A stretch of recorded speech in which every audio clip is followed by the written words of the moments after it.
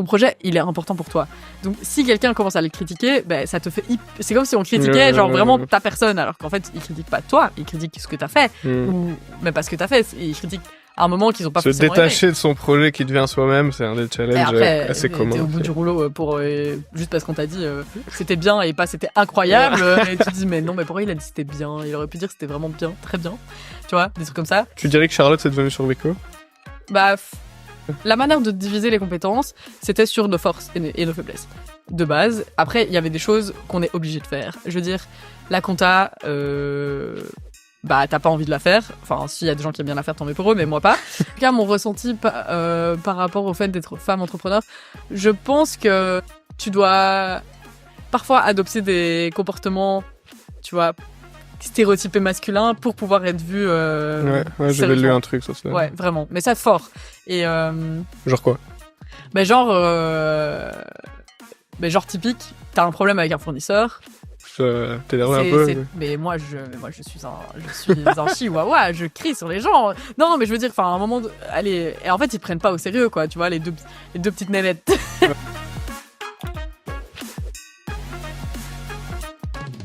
Là, j'ai lancé. On est lancé dans cet épisode de podcast avec toi, Charlotte. Je pense que ça sera le numéro 15. Je suis pas encore sûr, mais c'est sympa le numéro 15. Yes, c'est pas mal. Date d'anniversaire de ma petite sœur. Bah voilà, bonjour à la petite sœur, dédicace à toi pour ce début de podcast. Comme je te disais, c'est mon premier podcast matinal avec toi. J'espère que je vais être assez bavard. On est le 14 octobre à 10h26 dans tes bureaux ici à Bruxelles, à Evere. Yeah. Je te remercie d'être ici. C'est un grand plaisir d'être là avec toi, de pouvoir parler de ton aventure qui a duré quelques années, de pouvoir revenir un peu sur tout ça qui est encore assez frais. C'est chouette de pouvoir aussi... Je pense qu'on voit les choses différemment aussi quand on revoit par après, une fois qu'on a quitté l'aventure, que quand on a la tête dans le guidon. Donc ça, c'est chouette. Peut-être qu'il y aura des petits apprentissages en plus qui sortiront de cet épisode, qu'il n'y aurait pas eu, par exemple, si on l'avait fait il y a 1 an pendant que tu étais dedans. Ouais, clairement, ouais. Ça, c'est super cool. Donc là, je te propose un programme très simple aujourd'hui. Il est en 2 étapes. Ok. La première étape, ça va être simplement en tant qu'homme poli, je vais te demander de te présenter, qui est Charlotte, qu'est-ce qu'elle fait. Top. Et puis on va regarder un peu en arrière, on va un peu dérouler chronologiquement tout ton trajet avec Surveco et avec d'autres aventures si il y en a, et regarder un petit peu tous les apprentissages que t'as pu avoir au fur et à mesure. Si t'as fait des grosses conneries, on va pouvoir creuser aussi ça. Comment ça se passe? Tu as quitté ta Surveco, ça fait quoi, 4 mois là? C'était fin juin? Ouais, c'était fin juin. Ouais, exactement. Fin juin, donc 3 mois, 4 mois que t'as quitté. Comment ça se passe? C'est quoi les raisons de pourquoi? Comment tu te sens, cette nouvelle aventure dans laquelle tu t'embarques ici à XLG, à regarder un peu, creuser tout ça, mais voilà. Avant toute chose, c'est qui Charlotte et qu'est-ce qu'elle a fait principalement en termes d'entrepreneuriat. Yes. Et voilà. Merci d'être là. Avec grand plaisir. Donc, pour ma présentation, donc je m'appelle Charlotte Quinten et je suis pour l'instant donc ESG Project Coordinator, donc ESG, donc environnement social et gouvernance chez XLG. Merci. Chez XLG, donc XLG, on fait beaucoup de choses. Donc il y a du B2C avec donc tout ce qui est titre-service, home. Et alors il y a le B2B, donc on travaille dans l'industrie, le facility et le building. Donc voilà, comme ça, tu vois un peu. C'est du service, quoi. C'est du service, et donc voilà, on intervient quand même pas mal. Et ça, c'est ce que t'as commencé une fois qu'il y a 4 mois. Donc ça, c'est ce que je fais depuis 4 mois en tant que salarié. Donc ça, c'est la partie intéressante aussi. Et alors, avant. D'abord, j'ai fait des études en gestion des ressources humaines à l'UCL. Donc, j'ai commencé un bachelier en sciences humaines et sociales et puis master gestion des ressources humaines, avec une spécialisation quand même pas mal dans tout ce qui était RSE, donc responsabilité sociétale de l'entreprise à l'époque. Un stage chez Firmenich qui était déjà pas mal engagé par rapport à ça. Et puis, 2020, mauvaise année, pour terminer ses études.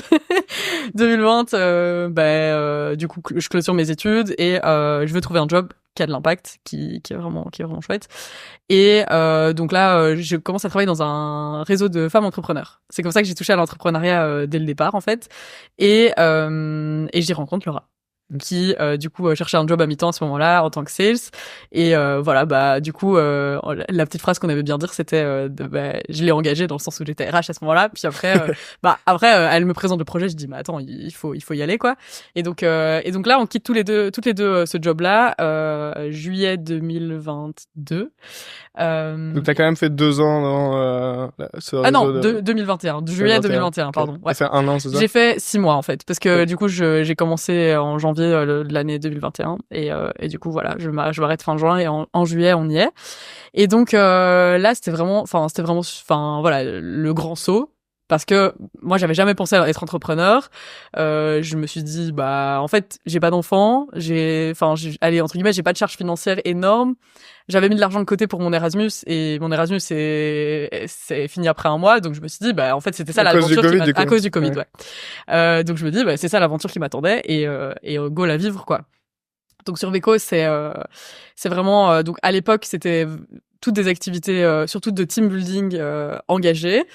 Donc l'idée là à ce moment-là c'est qu'il y avait quand même pas mal de distanciel.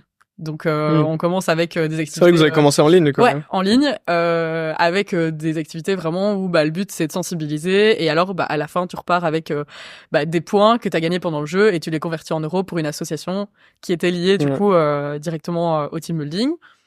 Et là en fait on se dit OK, on fait jusque janvier et on voit est-ce que ça marche, est-ce que ça marche pas.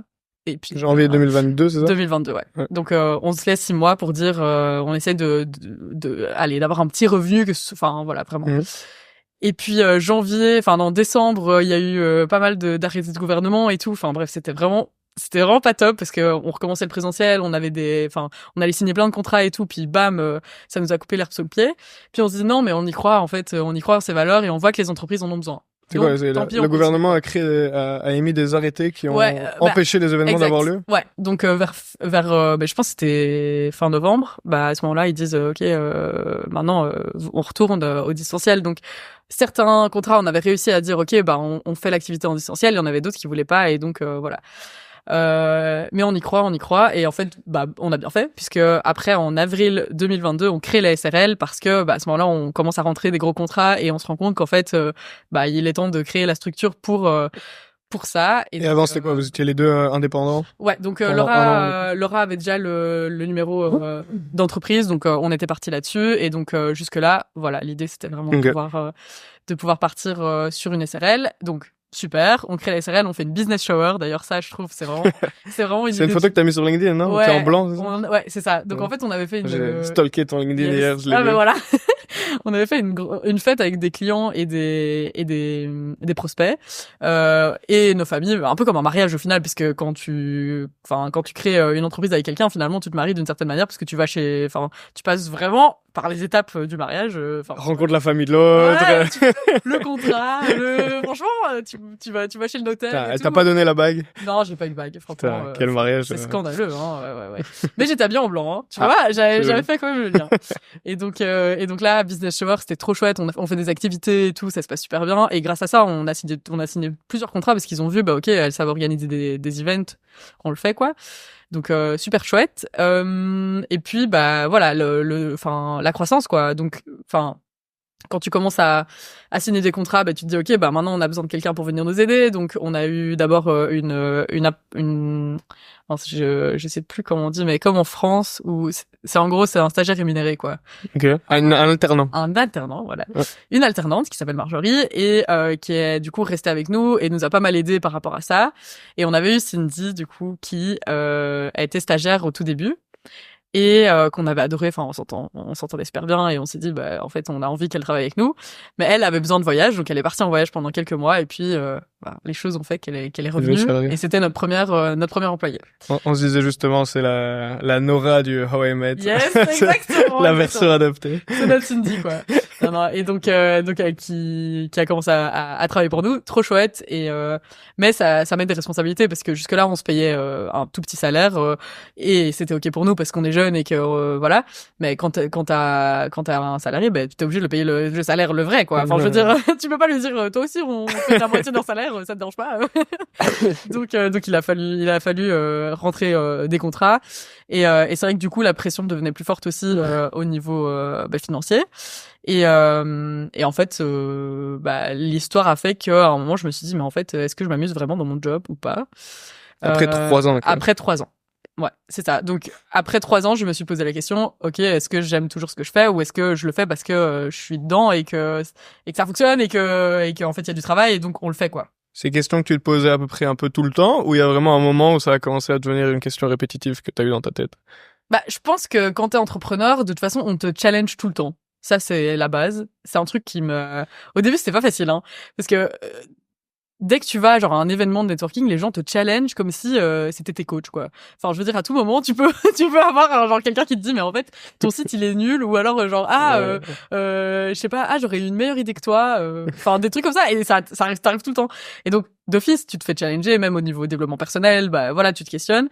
Mais c'est vrai qu'il y a eu un moment, et d'ailleurs, j'ai pris une coach, pro, qui s'appelle Adeline et qui est top, et en fait, bah c'est vrai que je voyais avec elle et puis au début bah c'était un peu la question. En fait mon questionnement a commencé dans l'été 2022 déjà, enfin attends 2023 pardon et puis bah il a fallu le temps de faire le chemin, faire maturer un peu ça. Et alors du coup début 2024 j'en ai parlé à Laura et donc on a décidé ensemble, on s'est dit ok, on a toujours voulu respecter les besoins de chacune, des deux quoi. Et elle, son besoin, c'était que je reste jusque fin juin pour presser tous les événements, les gros événements, parce que il faut savoir que mai-juin c'est la grosse période, et puis septembre, octobre aussi pour les team building. Ouais, parce que fin d'année. Fin d'année, tout le monde fait ses team building et du coup il y en avait plein avec des gros groupes et tout. Et donc son besoin c'était que je reste jusque fin juin. Donc je dis ok. Du coup on met un plan en place maintenant pour faire en sorte que je puisse partir et que vous ayez les compétences aussi. Enfin, je veux dire voilà, c'est important. Donc on a mis tout un plan en place, que Cindy a repris une grosse partie aussi de ce que je faisais, etc. Et voilà, au final, c'était une décision. Ouais, c'était une décision qui était, je pense, la bonne pour tout le monde, avec des difficultés. Je pense que ce qui était difficile aussi, c'est cette vie d'entrepreneur quand tu l'as pas forcément voulu, dans le sens où ça m'est un peu tombé dessus et j'ai adoré vivre ça. Ah, de base, c'était juste un événement. Ouais.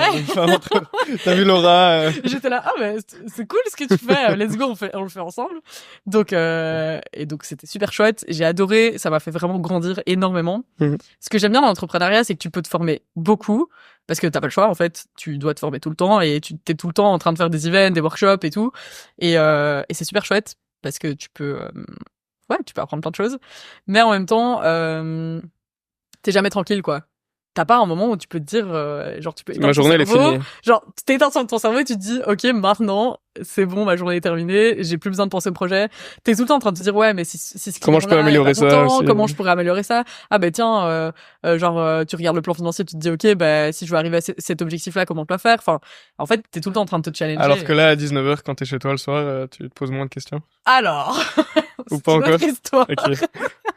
non je pense que l'ESG c'est de toute façon quelque chose qui est en constante évolution.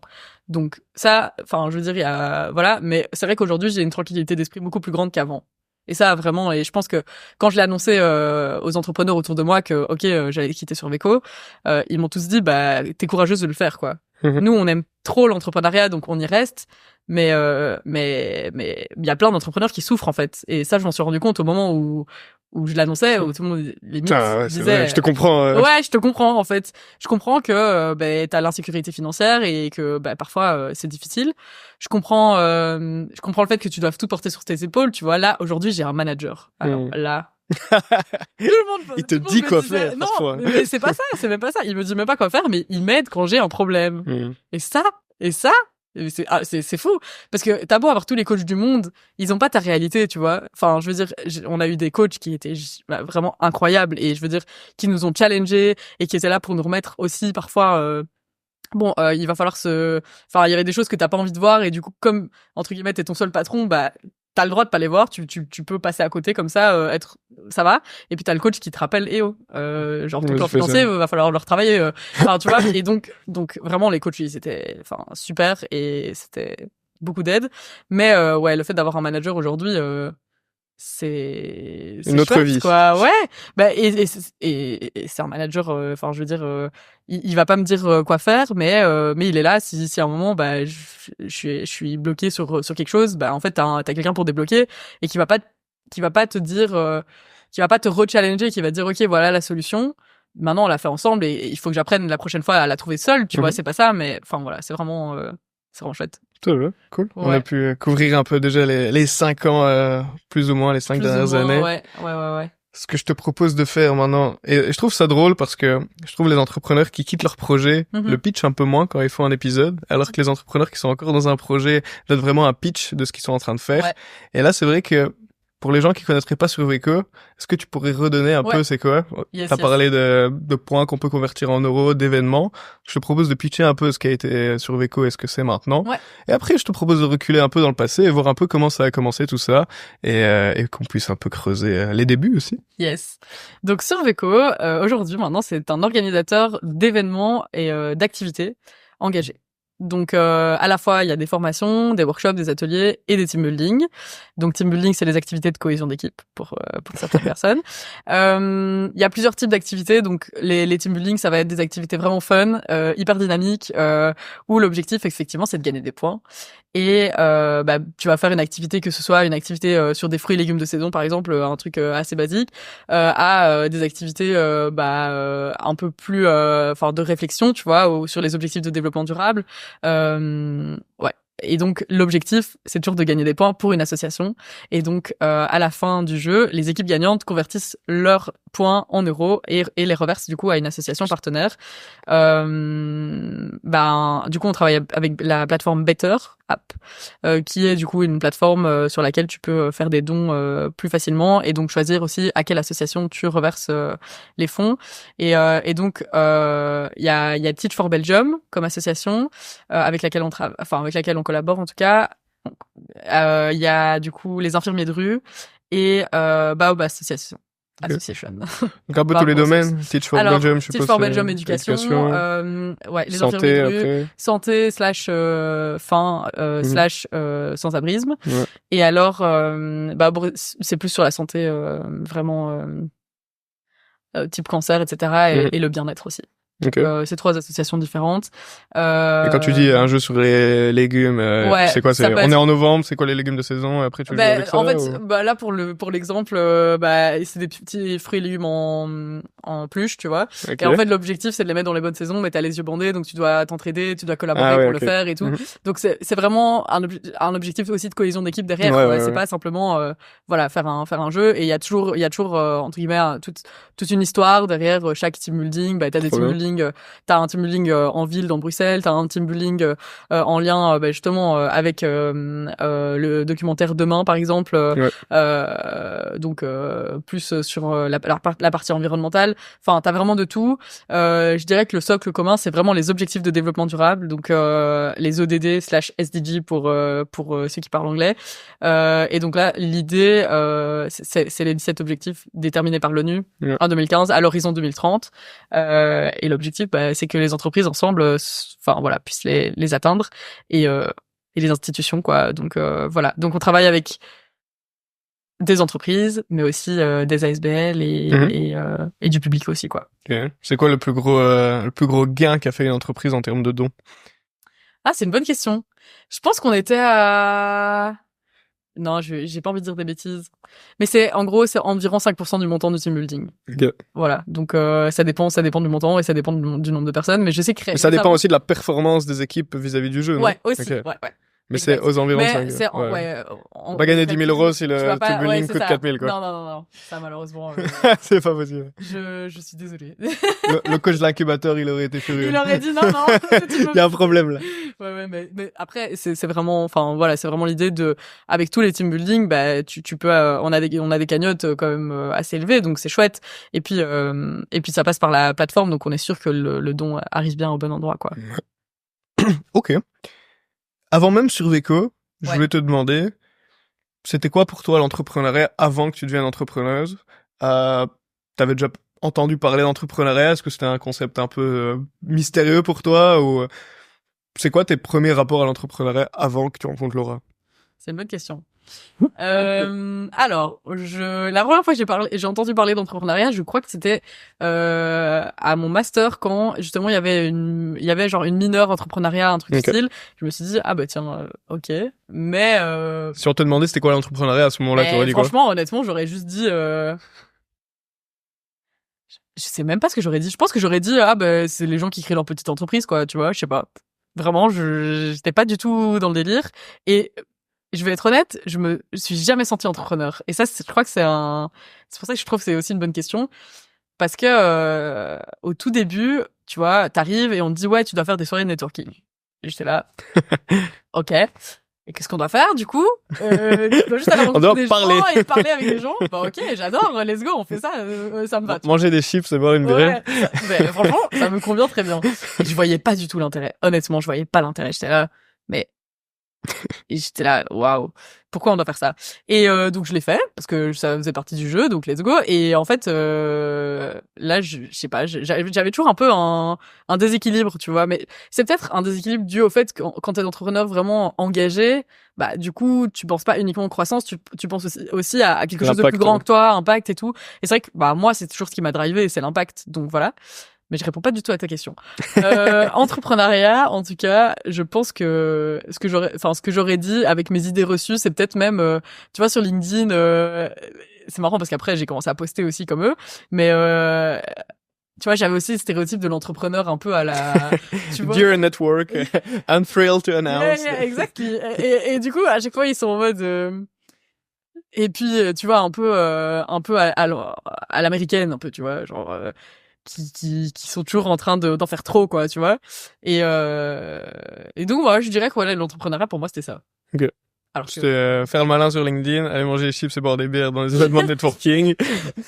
Ouais, on peut dire ça. Et je crois que bah ça, c'était pas du tout ça. Enfin, après je m'en suis rendu compte, mais pardon.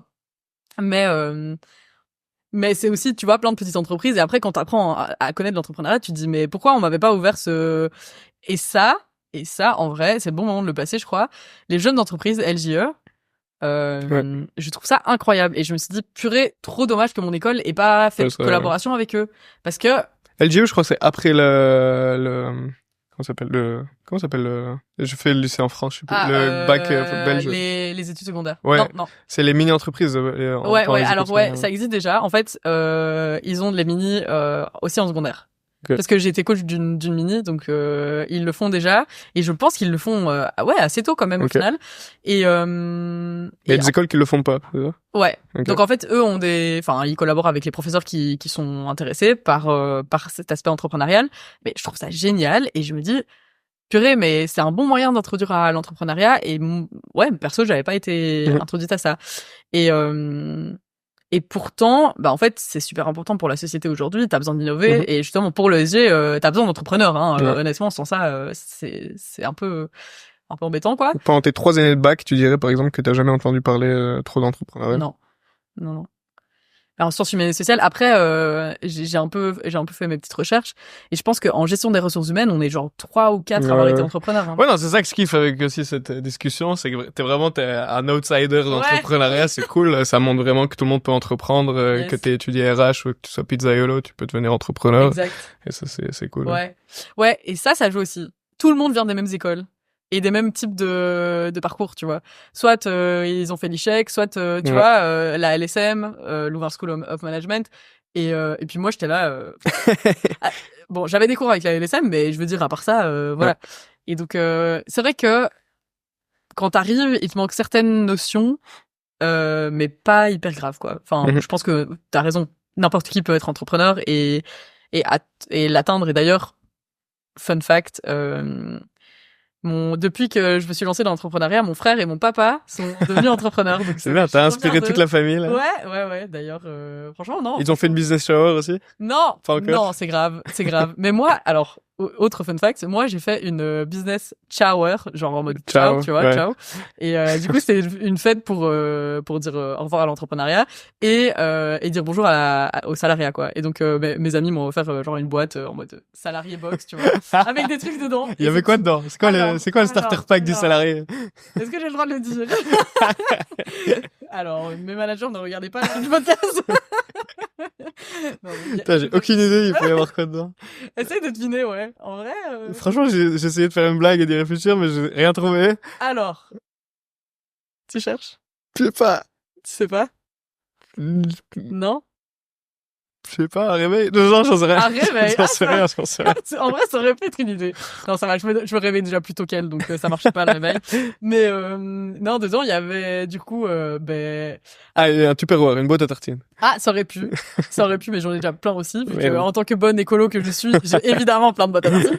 Non, mais il y avait du coup des chewing-gums, ça m'a fait trop rire. Mais elle m'a dit, pourquoi? Il était écrit. Pour parler aux salariés? Ouais, non, mais elle était en mode au cas où tes collègues, Ah, tu leur donnes un chewing? Ça, c'est marrant. Elle m'a offert Et du coup, un déo, du parfum aussi au cas où. Ouais, ça c'est pour la voiture au cas où. Elles m'ont aussi offert un cadre avec genre toutes leurs têtes dans un open space, tu vois, en mode bon, ça c'était hyper marrant. Et puis pour les afterwork, il y avait des boissons non alcoolisées bien évidemment. C'est très important. Hein. Et alors, il y avait quoi d'autre dedans? Maintenant, j'ai oublié aussi des chaussettes, enfin des petits trucs quoi, tu vois. Et donc voilà, il y avait un peu de tout et c'était trop mimes. Mais c'était aussi un moyen de montrer que ok, on peut fêter le fait d'être entrepreneur, mais on peut aussi fêter le fait de ne plus l'être. Ouais. Et tout le monde était super content et puis c'est trop cool parce que j'ai eu du soutien dans les deux cas. Trop bien. Et là, t'as mis les chaussettes de tes amis ou pas? J'ai pas les chaussettes de mes T'as amis. pas les chaussettes de tes amis? Elles sont rose flash avec écrit chaton dessus, donc j'avoue que ça aurait peut-être un peu choqué aujourd'hui. Mais voilà, mais c'était trop mignon et puis ça rappelle aussi que dans la vie on peut passer de l'un à l'autre et rien n'empêche qu'un jour peut-être ouais, la page est pas tournée à 100%. Voilà, et comme tu disais, t'es toujours un peu entrepreneuse ici, c'est plus de l'intrapreneuriat, mais t'innoves toujours autant. Oui, non, oui, c'est ça, oui, non. Je suis pas entrepreneur ici, je suis vraiment salarié et j'ai quitté vraiment toutes mes fonctions par rapport à Surveco. Mais je crois que dans des postes comme ça, tu vois, où tu dois tout le temps changer et innover, bah oui, t'es entrepreneur d'une certaine manière. Et je pense que chez XLG, de manière générale, il y a vraiment un esprit comme ça très entrepreneurial. C'est d'ailleurs une de nos valeurs, esprit d'entreprendre. Et ça se ressent super fort, quoi.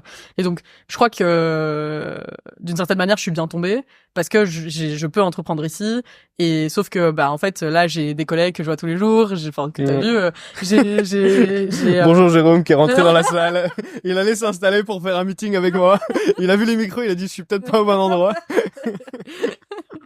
Exactement. Et puis, enfin, voilà, il y a toute une structure autour de toi, et tu te sens, je sais pas, c'est porteur, quoi. Et puis, un truc qui me manquait pas mal chez Surveco, c'était le fait de voir concrètement le après team building, quoi. Et ça m'a toujours manqué. Ça m'a toujours manqué.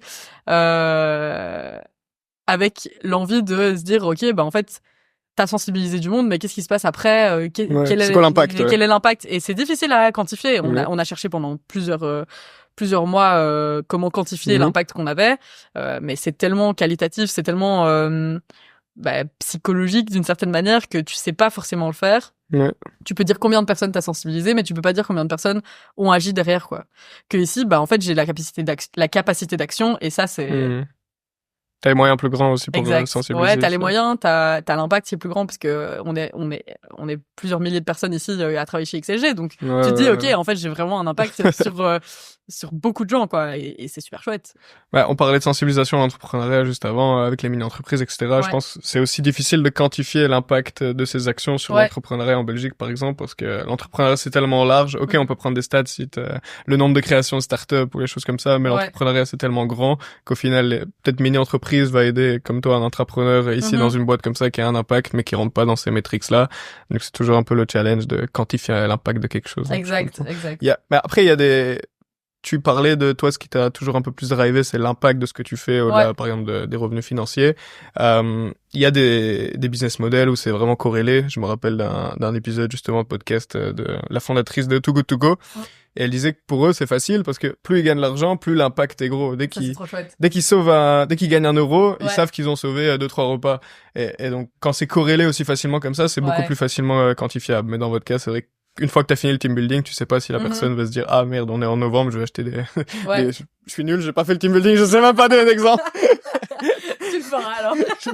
Pourtant, j'ai tous les petits trucs farm chez moi là. Ah ouais, t'as le calendrier de saison, c'est bien. Non, mais après, du coup, ce qu'on avait créé et je trouvais ça super intéressant, c'était un parcours aussi, tu vois, avec plusieurs team building d'affilée et où tu savais voir, ah bah tiens, tu fais le niveau 1, puis le niveau 2, puis le niveau 3, tu vois, et donc tu savais aussi voir l'amélioration des personnes et honnêtement, bah c'était aussi une manière de voir l'impact. Donc voilà, mais ça me suffisait pas quoi, donc voilà. La parenthèse de la parenthèse de la parenthèse. Ta définition d'entrepreneuriat a changé.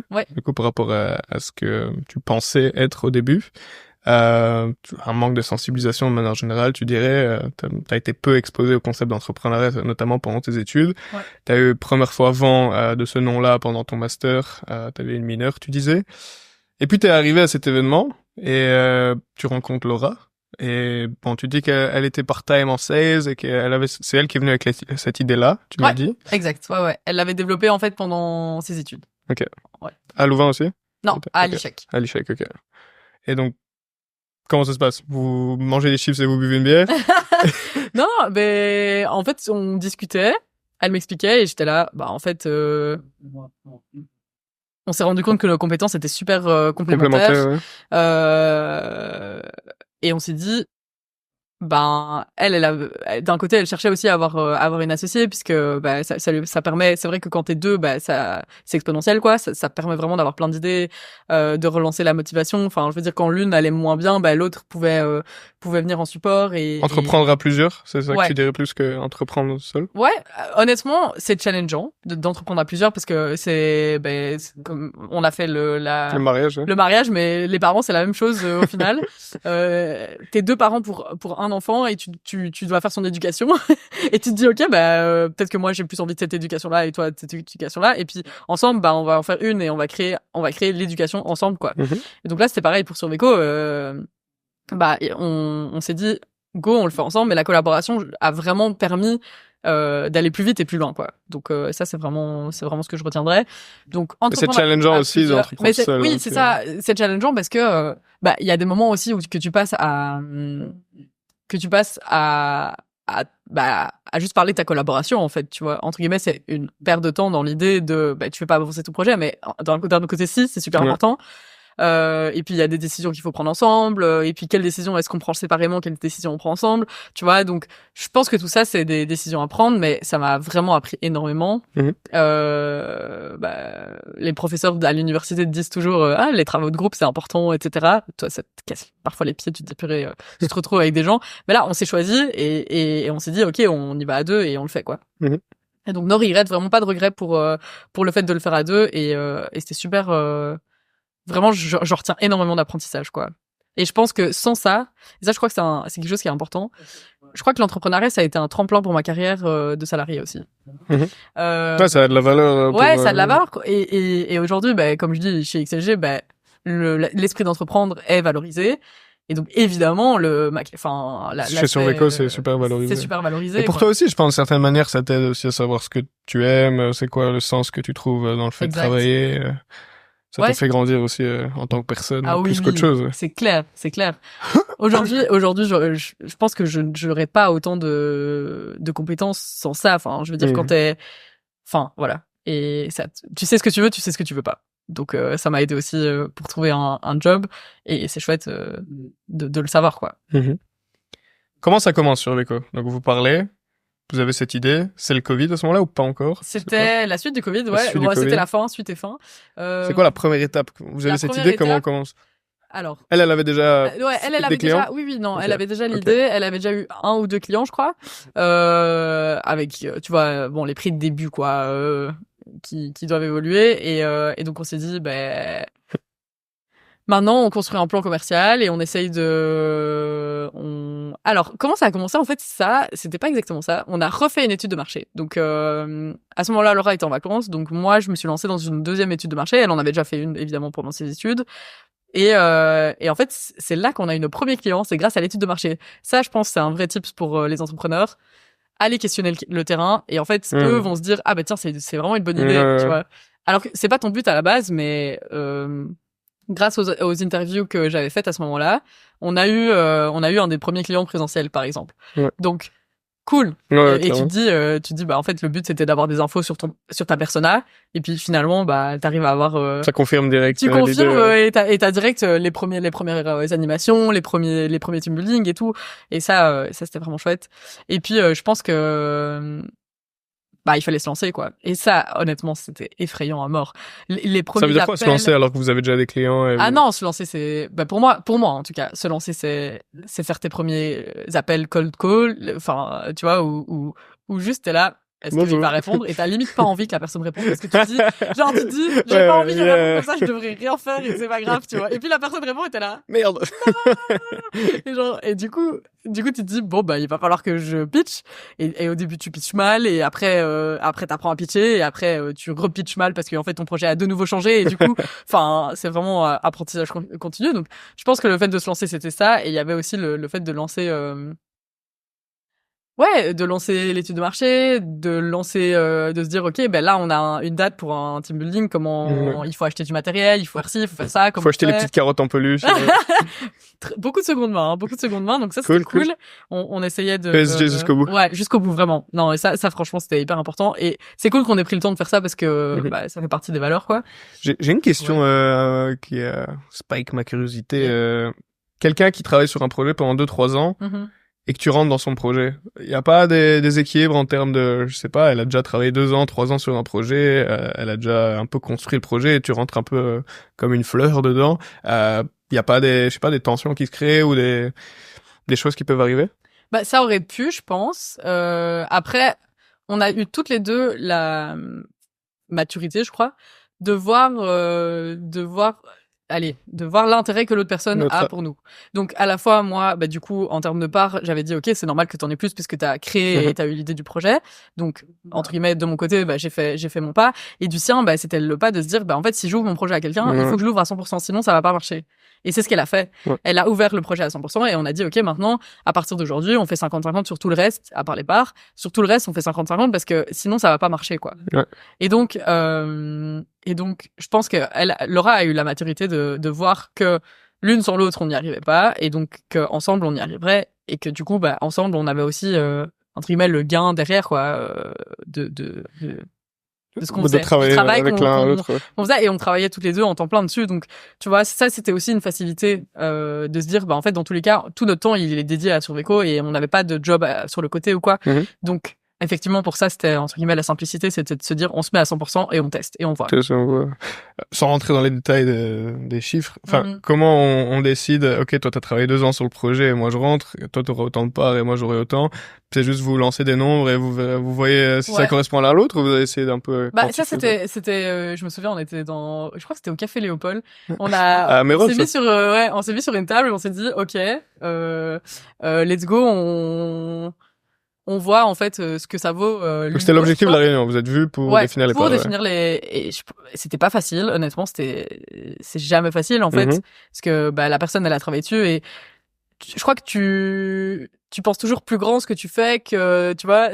Mais on y est arrivé et en fait bah tout simplement on a calculé l'argent qu'elle avait déjà dépensé. Je l'ai mis lorsqu'on a créé la SRL et puis à l'inverse bah c'était le temps entre guillemets qu'elle avait déjà mis, bah ça on l'a mis par rapport aux parts quoi. Tout simplement. Vous êtes posé, vous avez mis ça. Mais en fait, et ça je crois que quand t'es entrepreneur à plusieurs, tu dois juste parler beaucoup quoi. Parfois t'en as marre, hein, tu te dis purée, c'est bon. Enfin je veux dire là si on pouvait travailler sur le projet ça m'arrangerait. Mais en fait tu peux pas si t'as pas une base solide sur ta collaboration, le reste ça va pas marcher. Hein. Enfin je veux dire tu vas d'office s'engueuler après 2 semaines parce qu'en fait moi j'ai travaillé 1 heure de plus que toi et blablabla. Non c'est bon. Enfin je veux dire soit on se met à fond, soit on le fait pas et voilà et Mais c'est important quand même de se mettre des règles dès le début, parce que s'il y a un déséquilibre qui arrive par après et que ça n'a pas été discuté, c'est là que les problèmes viennent, quoi. Exactement. Le samedi, je suis allé donner un petit témoignage à l'incubateur à Louvain-la-Neuve, et je suis arrivé un peu à l'avance, et le premier jour, la première chose qu'ils font, c'est donner une conférence sur le pacte d'associés, sur comment s'organiser dès le début, parce que, enfin voilà, une phrase qui est assez commune, c'est quand il y a pas d'argent, il y a pas de problème, et une fois que l'argent vient, les problèmes viennent. C'est vrai. Donc c'est quand même important de définir ça dès le début. Donc là, vous l'avez bien fait au Café Léopold. On l'a fait, ouais, et je pense qu'on on l'a vraiment travaillé longtemps, parce que je suis 100% d'accord, ce pacte d'association, il est super important, quoi. Enfin, je veux dire, même au moment où on quitte, limite, c'est le seul moment où on l'a réouvert, c'est le moment où, j'ai dit, ok, je m'en vais, c'est quoi les règles qu'on s'était mises? On va juste suivre ce qu'on a dit, et c'est tout, quoi. Enfin, 3 ans après, 3 ans après, tu l'utilises quand même, quoi. Et donc, et après, au moins, c'est objectif, voilà. Et après, ça, je pense que c'est important aussi de le dire. On était au réseau Entreprendre de Bruxelles et ils nous ont pas mal aidé pour la fin de l'association. Ça, c'était vers la fin. Vers la fin, ouais. Donc nous, on était au réseau Entreprendre de Bruxelles depuis 2023, je crois.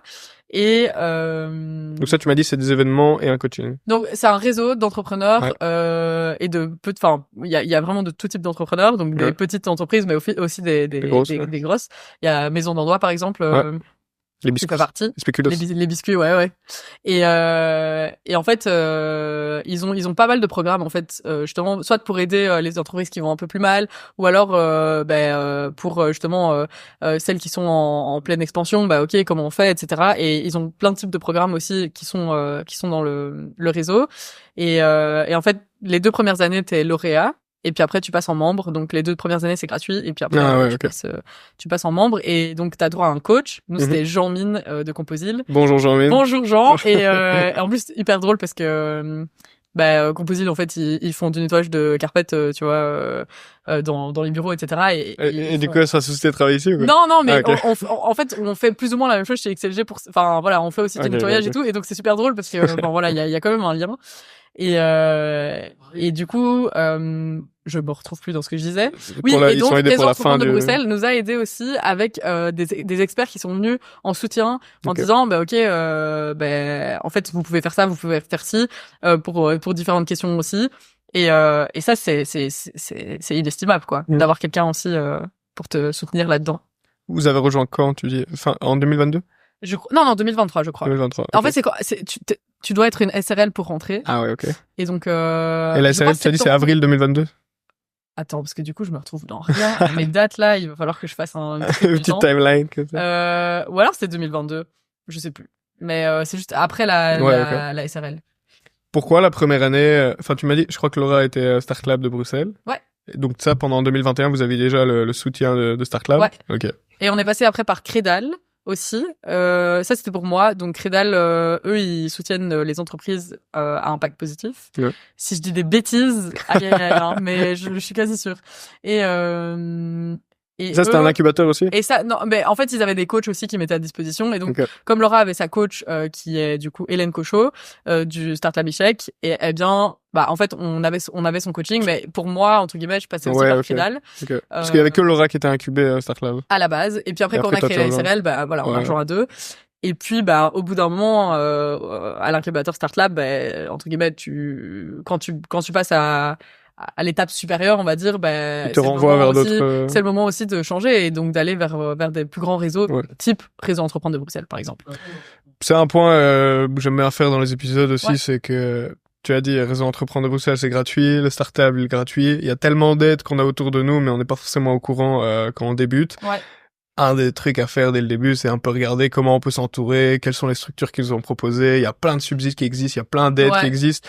Il y a toujours ce problème un peu de manque d'accès à l'information, mais toutes ces structures-là, toutes ces aides, elles existent. Donc dès le début, allez regarder un peu tout ce qui se passe. Là, ce que tu racontes encore une fois, c'est un exemple. Vous avez eu de l'aide de 2, 3, 4 structures. Ouais. Donc dès le début, même si votre idée c'est rien, c'est juste encore une idée dans votre tête, il y a des structures qui sont prêtes à vous aider. Donc ça, c'est un point qui est cool à faire. Et moi-même au début, la première année, j'étais tout seul dans ma chambre, alors que il y a plein de gens qui sont super chauds à vous aider. Donc ça, c'est un point à regarder. Comment c'est un événement sur Véco pendant le Covid en ligne? Comment on fait ça? Comment on fait alors, Zoom, Ouais. déjà. Et en fait... Mais si on peut pas toucher la carotte, comment ça se passe? Ah ouais. En fait, il y avait tous des jeux. Du coup, il y avait En fait, il y avait plein de défis différents que tu devais faire tous les exercices. C'était hyper bien pensé. Il y avait un plateau de jeu en fait, et c'était par équipe. C'est toujours par équipe évidemment puisque c'est des activités de cohésion d'équipe. Et donc chaque équipe recevait un nom. Enfin voilà, que ce soit c'était enfin ou en tout cas un modèle quoi, la feuille, le caillou, j'en sais rien. Et donc l'idée c'était qu'après ils fassent du coup pas mal d'activités. Donc c'était des petits défis de type par exemple pour les infirmiers de rue, on avait fait donc toute une logique sur le sans-abrisme. Et donc la vidéo de base c'était Julia, et en fait c'est une personne comme toi et moi qui tombe à la rue, enfin qui finit sans abri par différents concours de circonstances.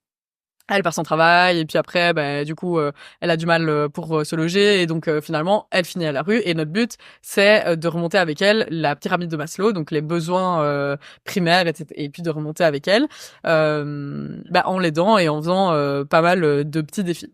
Donc en fait tu vas commencer par des besoins de base, donc où il y aura parfois du dessin à faire, où on dessine des choses qui sont importantes pour nous, comment on se sent en sécurité, comment voilà. Il y a aussi toute une partie, enfin voilà, je vais pas tout dire parce que sinon on va nous copier. Mais l'idée c'est vraiment de faire plein d'activités qu'on peut faire chez soi. Mhm. Et c'était intéressant aussi, après on a continué à le faire pour les équipes internationales. Donc on a fait des activités en ligne comme ça, avec des gens qui étaient en Chine, des gens qui étaient aux États-Unis. Du coup c'est toujours d'actualité parfois les team building en ligne. On en fait encore, mais moi... Ouais, c'est vrai, pour les grosses boîtes où il y a des gens partout dans le monde. C'est trop bien parce que et c'était super intéressant. Enfin vraiment c'était ouais, vraiment la diversité aussi que tu vois là, tu te dis en fait il y a des idées qui sortent de l'ordinaire quoi, parce que c'est vrai que quand t'as miné plusieurs team building, tu reviens toujours avec le même type d'idées, et puis là bam t'as plein de nouvelles idées et tout, donc c'est chouette. Ça se passe comment les premiers brainstorming chez Surveco? Vous êtes fous comme ça à dire... On est en chaussettes. Ouais. Ça, chaussettes roses? Non, pas encore à l'époque, pas encore. Non. Quoique, je pense on avait je me souviens, on était chez Laura et on était en chaussettes, et on avait plein de feuilles par terre là, tu vois, genre vraiment en mode c'était trop drôle, et puis on écrivait, on était là. C'était trop marrant. Donc oui, les premiers brainstorming sur Meco, c'était cool. Et puis une chose que Laura avait aussi proposé et je trouvais super chouette, c'est les brainstorming Disney, à la méthode Disney. Tu connais? Non. Donc c'est 3 ronds en fait, c'est comme Mickey. voilà. Et alors tu passes, donc le but c'est que tu dois te mettre dans différentes positions. Donc soit le critique, soit de la personne qui critique tout, soit de la personne qui va apporter plein de solutions, et soit de la personne qui du coup d'abord explore. Je crois que c'était explorateur, enfin il faut aller revoir, j'ai plus tout en tête. Mais donc on changeait de place, genre physiquement. Et on disait, ok, là, je vais dans le fauteuil, par exemple, là, on se met, et on y va, tu vois. Exploration, critique et solution. Solution, ok. Et donc, en gros, pour créer un team building, d'abord, on donnait toutes les idées, genre, comme si on avait, toutes les ressources, quoi. Donc là, vous êtes les deux dans l'exploration, à ce moment-là? Ouais, oui, on se met ensemble, voilà. Et puis après, tu peux le faire comme tu veux. Enfin, je pense qu'il y a plein de manières de le faire, mais nous, on se mettait vraiment dans l'idée. Et puis après, tu critiquais ce que t'avais proposé, et puis après, tu sortais une solution. Et tu peux passer plusieurs fois, tu vois, de redonner des idées, et puis pas. Et en fait, c'était trop chouette. Et puis parce que je pense qu'on a tous une manière de brainstormer. Moi, je suis toujours en train de me dire non, mais c'est pas réaliste, tu vois. Enfin, mais alors que c'est pas cool de faire ça, parce que si la personne commence à avoir des idées, il faut la laisser dans son flow d'idées, donner toutes les idées, et puis il y aura peut-être un moment, quelque chose qu'on pourra rendre réaliste. Tu vois, peut-être la personne va te dire j'avais envie qu'on fasse un team building sur la lune, et toi tu vas te dire ouais, mais bon, ok. Mais du coup, peut-être tu vas prendre l'idée de la lune et tu vas te dire en fait on peut faire un truc sur la thématique de la lune parce que ça intéresse du monde et blablabla. Et en fait, tu ressors avec un truc hyper réaliste et qui fait sens, quoi. Ouais. Donc, voilà. Ok. Et comment ça se passe la première année c'est quoi une journée dans ta vie la première année après, je sais pas, disons fin 2021, vous avez pas encore créé la société, comment ça se passe les tout débuts, vous avez je sais pas 5-10 clients à l'époque, je ne sais pas, quelques-uns. Ça doit être ça. Comment ça se passe une journée? C'est intéressant parce que tu te parlais de cold calling, est-ce que c'est vraiment un truc que tu faisais tous les jours? De la vente. Comment on démarre une boîte comme ça? Quand t'es entrepreneur, tu fais la vente, elle fait partie intégrante de ta vie, quoi. ça m'a appris beaucoup de choses, le fait de vendre, parce que finalement, quand tu fais de l'ESG aujourd'hui, ça m'aide aussi de vendre, tu vois, tu peux vendre ton projet, quoi. En interne, finalement, tu dois vendre le fait que c'est important de faire de l'environnement, du social et de la gouvernance. Et donc, tu vends. Tu vends à qui? T'appelles qui? Alors, moi, je faisais beaucoup LinkedIn. C'était mon réseau social préféré. Et les deux, vous étiez toujours en train de faire de la vente ou il y en avait une un peu plus Au départ, les compétences n'étaient pas hyper claires et chacun faisait en fonction. La manière de diviser les compétences, c'était sur nos forces et nos faiblesses de base. Après, il y avait des choses qu'on est obligé de faire. Je veux dire, la compta, t'as pas envie de la faire. Enfin, s'il y a des gens qui aiment bien la faire, tant mieux pour eux, mais moi pas. Mais voilà, on s'est dit, ok, toi, tu fais cette partie de l'admin et moi, je fais cette partie. C'est la partie qu'on n'aime pas toutes les deux, mais on en prend un petit peu toutes les deux et ok. Et puis il y avait tout le reste, donc Laura dans la création d'idées, de team building, etc. elle est super forte, donc let's go, tu fais ça. Puis après dans la création du matériel, donc en fait on faisait aussi en fonction de qui était dispo pour faire quoi. Moi j'aime beaucoup écrire, donc tout ce qui était articles de blog, newsletter, etc. c'est moi qui m'en occupais. La création de ce contenu-là, la création du contenu visuel, et on a fait des essais-erreurs, hein. Je veux dire, à un moment c'est moi qui m'occupais des visuels de Surveco, c'était pas vraiment top, mais ça allait. Mais après, on s'est rendu compte, ok, en fait, toi, ça te prend beaucoup moins de temps que moi, autant que tu le fasses, et let's go, on continue, quoi. Donc ça, c'est un peu là-dessus qu'on s'est basé. Mais donc une journée type, tu te lèves. Moi, soit c'était télétravail, soit on se rejoignait, du coup, au café Léopold. Non. Là, c'est le bon moment de placer le site Factory. Donc, je remercie Edouard Cambier, monsieur Coworking, qui nous a accueillis au site Factory, du coup. Ça, c'est vos premiers bureaux un peu? Voilà. Vous avez le Start Lab un peu déjà à l'époque? Alors, le Start Lab, on pouvait y aller, mais c'était hyper loin. C'est à Centrale, non? Non, en tout cas, je connais pas très bien Bruxelles, je ne pas Bruxelles, mais c'est au manoir d'Andois, entre les attends, les gens vont rigoler. Mais, je sais plus. Bon, bref. C'est super loin. Mais donc, c'est à Bruxelles. C'est à Bruxelles. C'était exactement à Bruxelles. En transport en commun, c'est loin. Okay. En voiture, en vrai, ça va. Mais, j'avais pas de voiture, évidemment. Et, l'idée derrière aussi, c'est que, en fait, on a été faire les 6 jours pour entreprendre organisés par Wikipreneur. Et c'était au site Factory, qui se trouve à Outdoor Game. Et on rencontre Edouard. Donc ça, tu vois, de nouveau, je disais au début, le networking, ça sert à rien. Pas du tout. On rencontre Edouard parce que on voulait aller mettre notre veste je veux dire, tu vois. Ouais. Et en fait, là, on ouvre une salle et en fait, il y avait plein de gens. Et on était là, bonjour. Et du coup, on commence à discuter. Et Edouard nous dit, ok, en fait, j'adore votre projet, vous avez l'air super chouette. Attends, mais entre j'adore votre projet et on cherchait la coach room, il s'est passé quoi? Il s'est passé, on a discuté. T'as pitché le projet? On a pitché. On était là, on était en mode, et vous faites quoi? Mais on avait aussi pitché dans 6 jours pour entreprendre un jeu. Le président, vous nous avez vu, il savait. Je sais pas, t'es passé on cherchait où mettre nos manteaux à, il nous a dit c'est trop bien votre projet. Non, mais c'est vraiment comme ça que ça s'est passé, c'était trop marrant. Et donc, Edouard, super, tu vois, il s'intéresse, quoi. Et donc, après avoir discuté, il nous dit, écoutez, si vous voulez, vous pouvez venir, de temps en temps. Ils ont un espace de coworking où tu peux t'installer, quoi. Et vous venez, et voilà, let's go, quoi. Nous, on était refaites, quoi. On se dit, ok, c'est dingue, trop bien. Donc, vous aviez toujours vos manteaux ou? On n'avait plus nos manteaux. Ah, ok, quand même. Non, on a dû. D'une pierre deux coups. Ouais, on a réussi à faire les œufs, hein. Franchement, c'est ça l'entrepreneuriat. Ouais, c'était stylé. On a mis nos manteaux, on a mangé on a bu une bière et on était vraiment refaits. Avec Edouard. Chouette. Et donc là, Edouard nous a proposé ça. Et donc, c'est comme ça qu'on a commencé à avoir aussi une sorte de structure. Parce qu'on pouvait aller au bureau, c'était chouette, tu rencontres du monde. Honnêtement, c'est vraiment. Ça, c'est gratuit aussi comme soutien? Alors, non, ce n'est pas gratuit normalement, mais voilà. Edouard est devenu aussi un peu notre parrain. Moi, je l'appelle mon papa entrepreneur au final parce que c'est lui qui a commencé à nous aider. Mais donc, le coworking n'est pas gratuit, mais voilà, nous on a eu son aide, quoi. Et donc, c'est là aussi où on a installé plus tard nos bureaux aussi, puisque évidemment après, on connaissait tout l'écosystème et tout. C'était super chouette. T'as pris goût au networking? Oui. Ouais. Après combien de temps? En fait, j'ai pris goût pendant tout un moment, puis après j'en avais marre. Donc, je sais pas, à un moment j'ai trop aimé, je me suis dit c'est trop chouette. Je me souviens d'une soirée de réseau entreprendre de Bruxelles où ils avaient invité des gens pour faire de l'improvisation. Okay. Faut savoir que moi, je fais de l'improvisation aussi. Ouais. Donc, j'étais à fond, j'étais là. Mais C'est pour ça que tu pitches bien, alors. ah, merci, c'est gentil. Je trouve pas, mais ok. Tu dis que t'étais la meilleure, enfin, que tu t'occupais des sales et d'appeler le cold calling. Ouais. Oui, du coup, il fallait Je sais à un moment, il fallait pitcher bien, mais c'était plus par répétition que j'avais réussi à le faire. Mais c'est vrai que ça aide, je crois, à l'improvisation. Et du coup, enfin, là, je me suis dit, en fait, c'est trop chouette. Et je pense que, enfin, c'était un des sujets que tu voulais aussi aborder. Les premiers networking que j'ai fait, il y avait que des hommes blancs, 40 ans, habillés en costard.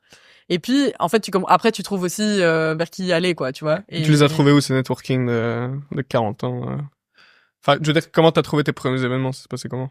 Quand vous avez pris la décision, vas-y, on va networker, comment on va networker, en fait, on se faisait inviter. Honnêtement, ça, c'est pas compliqué, hein. Dès le début, je pense pas que tu te fasses inviter. Non? Aussi? Non? Je sais pas, moi, j'ai l'impression Je pense que les premiers événements, faut quand même que, je sais pas, tu vas sur Eventbrite, tu mets événements de startup. Ah ouais? Je sais pas, je me souviens pas. Déjà, on a fait des événements aussi de Factory, vu qu'on était là, ils en avaient, donc ça, c'était chouette. On avait... alors, ça veut dire que fin 2020, début 2021, vous n'alliez pas à d'événements? Attends. C'est fin 2021. Donc, c'est mi-2021 qu'on a commencé. Ok. Ouais. Ah ouais, ok. Et oui, si, on y allait, mais on allait... C'est une bonne question. Je sais plus comment on les trouvait. Je pense que simplement, Mais après, quand tu fais partie d'un aussi réseau, et tout, tu vois, il te donne des événements. Il t'envoie des infos aussi par rapport à ça. Donc, je pense qu'il y avait ça. Après, quand on a créé la SRL, après ça, on se faisait inviter tout le temps. Et limite, là, tu dois dire non, à certaines propositions parce que t'es là, bon, je vous adore, mais j'ai envie d'avoir une soirée sur ma semaine chez moi, quoi. Donc, si c'est possible. Je t'ai demandé si ça te plaisait, tu m'as dit oui, avec beaucoup d'entrain. Ouais. Ça te plaisait parce que tu voyais l'impact positif sur le business ou vraiment personnellement, toi, ça te plaisait d'être là, ça te plaisait de rencontrer les gens? Et si oui, c'est quoi qui te plaisait d'être là-bas? J'aimais trop voir toutes les idées qui étaient nées et je trouvais ça incroyable. Pour Survega ou de tous les gens? Tous les gens, je trouve que c'est trop le gars qui dit je veux faire une marque de vélo, mais oui, et tu te dis mais en fait tu te dis à chaque fois, mais c'est une idée de génie. Enfin, en tout cas, moi, c'est ce que je pensais. Les gens, ils me pitchaient leur truc et j'étais là, mais c'est génial! Ou, tu vois, quand tu commences à aller, justement, on a fait avec justement, le réseau entrepreneur de Bruxelles, on avait fait, ce qui s'appelle, Forward. Donc, c'est, en gros, plein d'entreprises engagées qui, se mettent ensemble pendant, je crois que c'est plusieurs jours, mais pendant quelques mois, où tu te dis, tu fais plein de workshops et tout, pour accélérer ton impact. C'est le but du réseau. Nous, on avait été prises. Et là, tout le monde commence à pitcher ses projets. Je me dis, mais c'est un truc de fou. Genre, j'ai envie de collaborer avec tout le monde, tu vois. C'est trop cool. Et donc, c'est vrai que cet aspect-là était vraiment, nourrissant, quoi. Ouais. Tu te dis, en fait. Ça t'ouvre l'esprit on peut tout faire, quoi.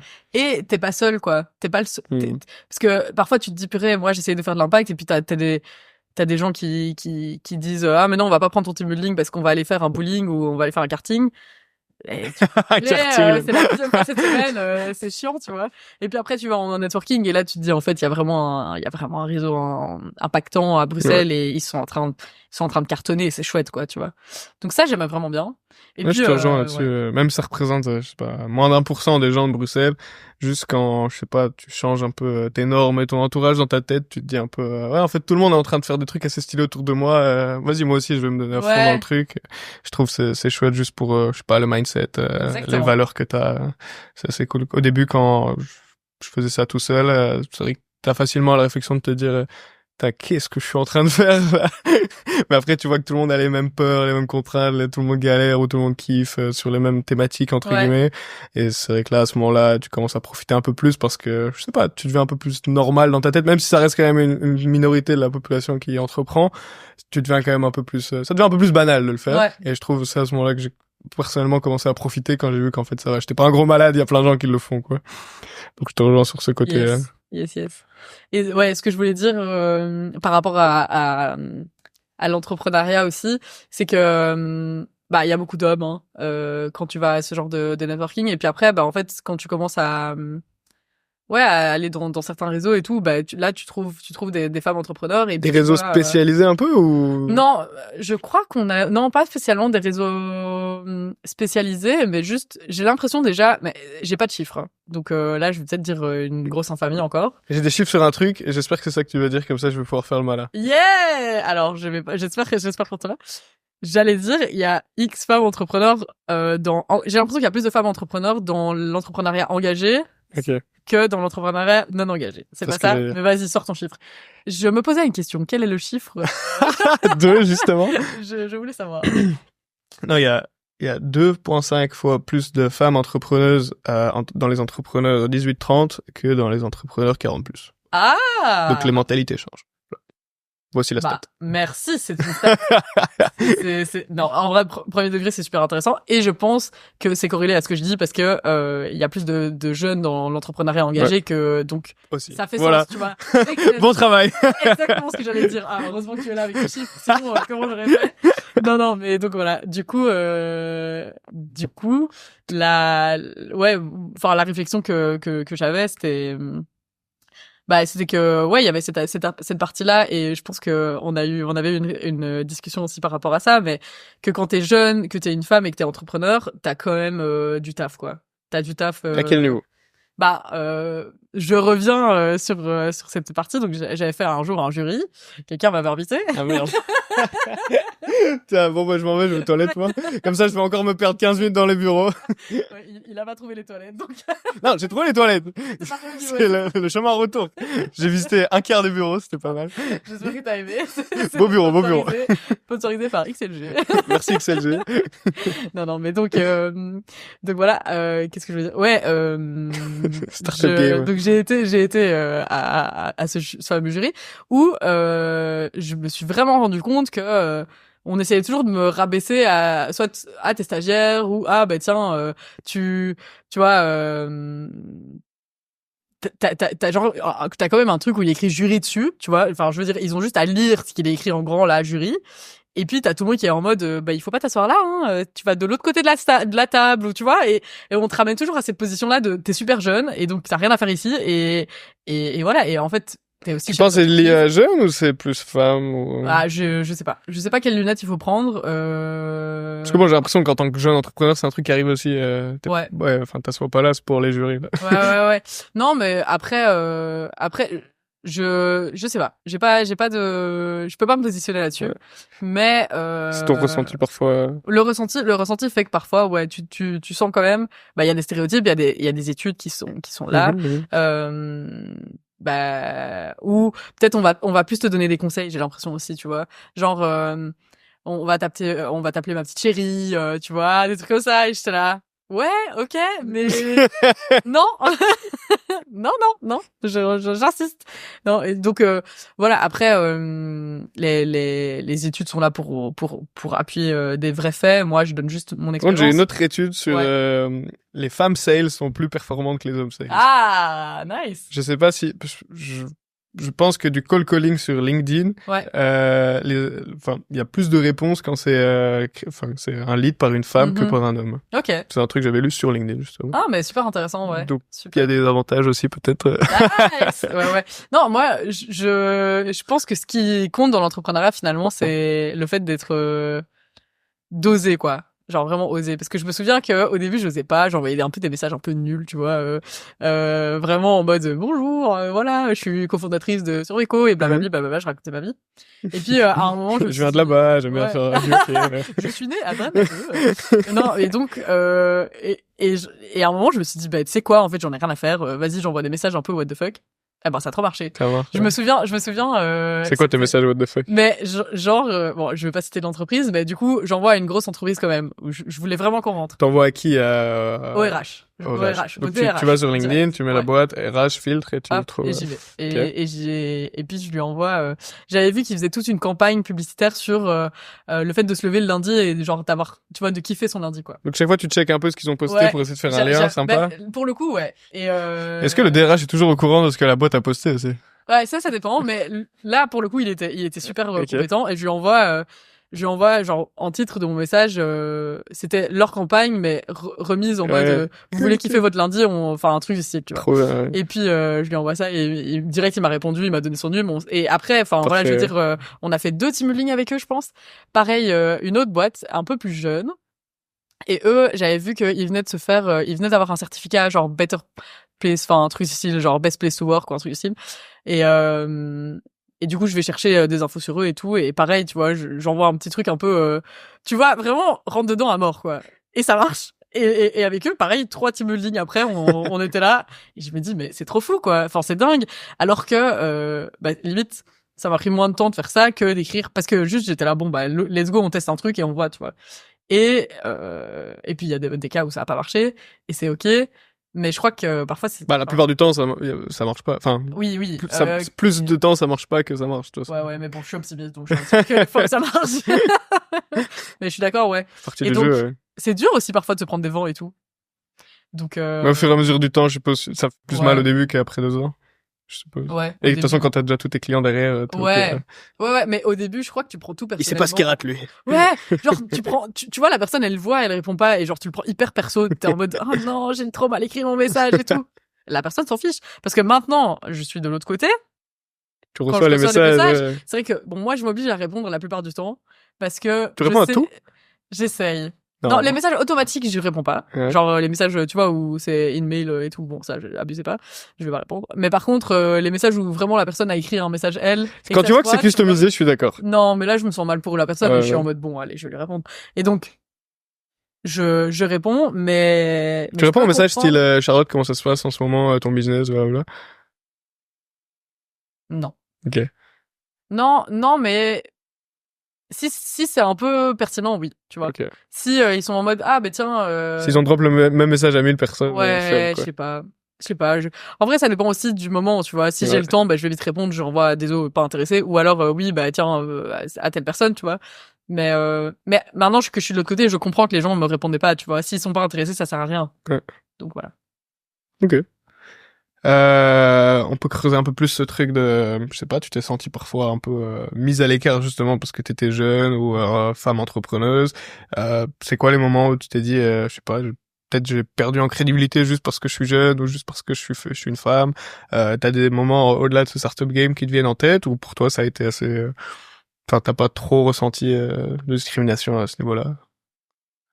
Et parfois, je pense qu'il y a une discrimination positive aussi. Je sais que dans les incubateurs, ils essaient aussi d'égaliser un peu les sexes. Donc, parfois, des projets un peu plus nuls, entre guillemets, ils les mettent plus en avant, alors que... Ouais, alors la discrimination entre guillemets positive, oui, dans le sens où bah parfois on était invité à des jurys parce qu'il manquait des femmes ou des trucs comme ça, alors que bah tu voyais que le niveau t'étais là, bon, enfin tu vois c'était des gros chefs d'entreprise, puis t'avais toi.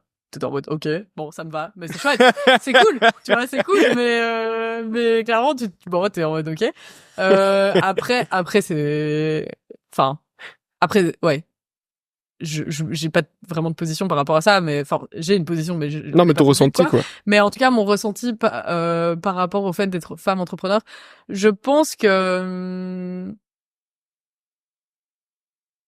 tu dois parfois adopter des comportements, tu vois, stéréotypé masculin pour pouvoir être vu ouais j'avais lu un truc sur cela. Ouais, vraiment, mais ça fort. Et genre quoi?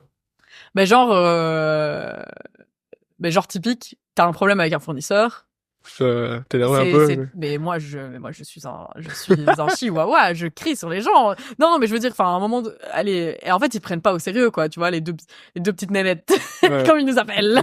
Et du coup, j'étais là, non, mais stop, tu vois.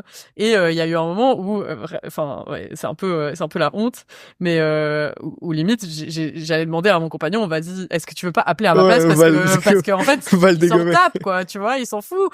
Et voilà, mais en plus que, tu vois, moi, enfin, je pense que je suis assez, genre, je me prends pas au sérieux forcément, et du coup, parfois, c'est vrai que tu fais que rigoler et tout, et puis à un moment, tu dois être un peu sérieux, tu vois. Et typique, avec les stagiaires, par exemple, ça, en vrai, ouais. Et le fait d'être jeune, hein, c'est le fait de jeune et femme, je pense que voilà, mais surtout jeune là, en l'occurrence. Mais quand t'as une stagiaire qui arrive et que t'es en mode super sympa avec elle, et puis après, en fait, elle en profite, par exemple. Bah tu te dis en fait il faut que va falloir que je sois un peu plus strict, ouais. Donc voilà, mais non, par rapport à ma peut-être que j'ai oublié parce que j'oublie très vite les choses négatives, mais ouais, par rapport à ma position de femme, je pense que il y a des choses et elles existent, et je crois que ce qui m'énerve vraiment parfois, c'est le fait de cacher un peu ça, tu vois, de dire non mais c'est plus comme avant et tout, tu vois. C'est vrai, c'est plus comme avant, heureusement. Merci, on a eu nos droits, maintenant on est là, tu vois, c'est cool. Je peux travailler, j'ai une carte bancaire, j'ai droit, waouh, c'est trop cool, donc c'est chouette. Mais je pense que c'est pas parce que ça je crois que c'est important, c'est pas parce que nous on vit pas une discrimination que toutes les autres femmes ne la vivent pas, par exemple. Donc c'est pas parce que moi aujourd'hui je dis ok, enfin, je veux dire, on a eu accès à du financement, ce qui n'est pas le cas de tout le monde. On a eu accès à des incubateurs, on a eu accès au réseau, trop bien, c'est top. Mais c'est pas parce que moi j'ai eu accès, parce que je suis blanche aussi, je crois que ça joue quand même. C'est pas parce que moi j'ai eu accès que tout le monde a accès et qu'il y a pas de discrimination qui existe. Et donc ça, je crois que c'est important de le rappeler, c'est que voilà, dans mon expérience, c'est ok, tu vois, et j'ai réussi à m'en sortir. Et puis, je crois que ça te met une certaine carapace, tu vois, t'es obligé de toujours être sur le qui-vive au cas où. Mais je crois que il existe des difficultés. Et en tant que femme, la difficulté principale, c'est ta vie privée, hein. C'est le partage des tâches dans le foyer, c'est le fait d'avoir un enfant. Et je vais être honnête, bon, aujourd'hui je veux pas d'enfant pour l'instant, donc c'est ok. Mais je veux dire, avoir un enfant en tant qu'entrepreneur, les femmes qui font ça, franchement, vraiment. Pourquoi? Parce que dans le couple, on attend plus que la femme s'occupe de l'enfant? Parce que non, déjà c'est toi qui portes l'enfant, donc déjà, je veux dire, il y a quand même ça. Hein, t'as pas le choix, tu peux pas changer d'avis. Donc si tu veux un enfant, à moins que t'adoptes, mais enfin voilà, si on part du principe que tu veux un enfant, que tu peux pas demander à ton compagnon. S'il te plaît, fais-le là, un mois là.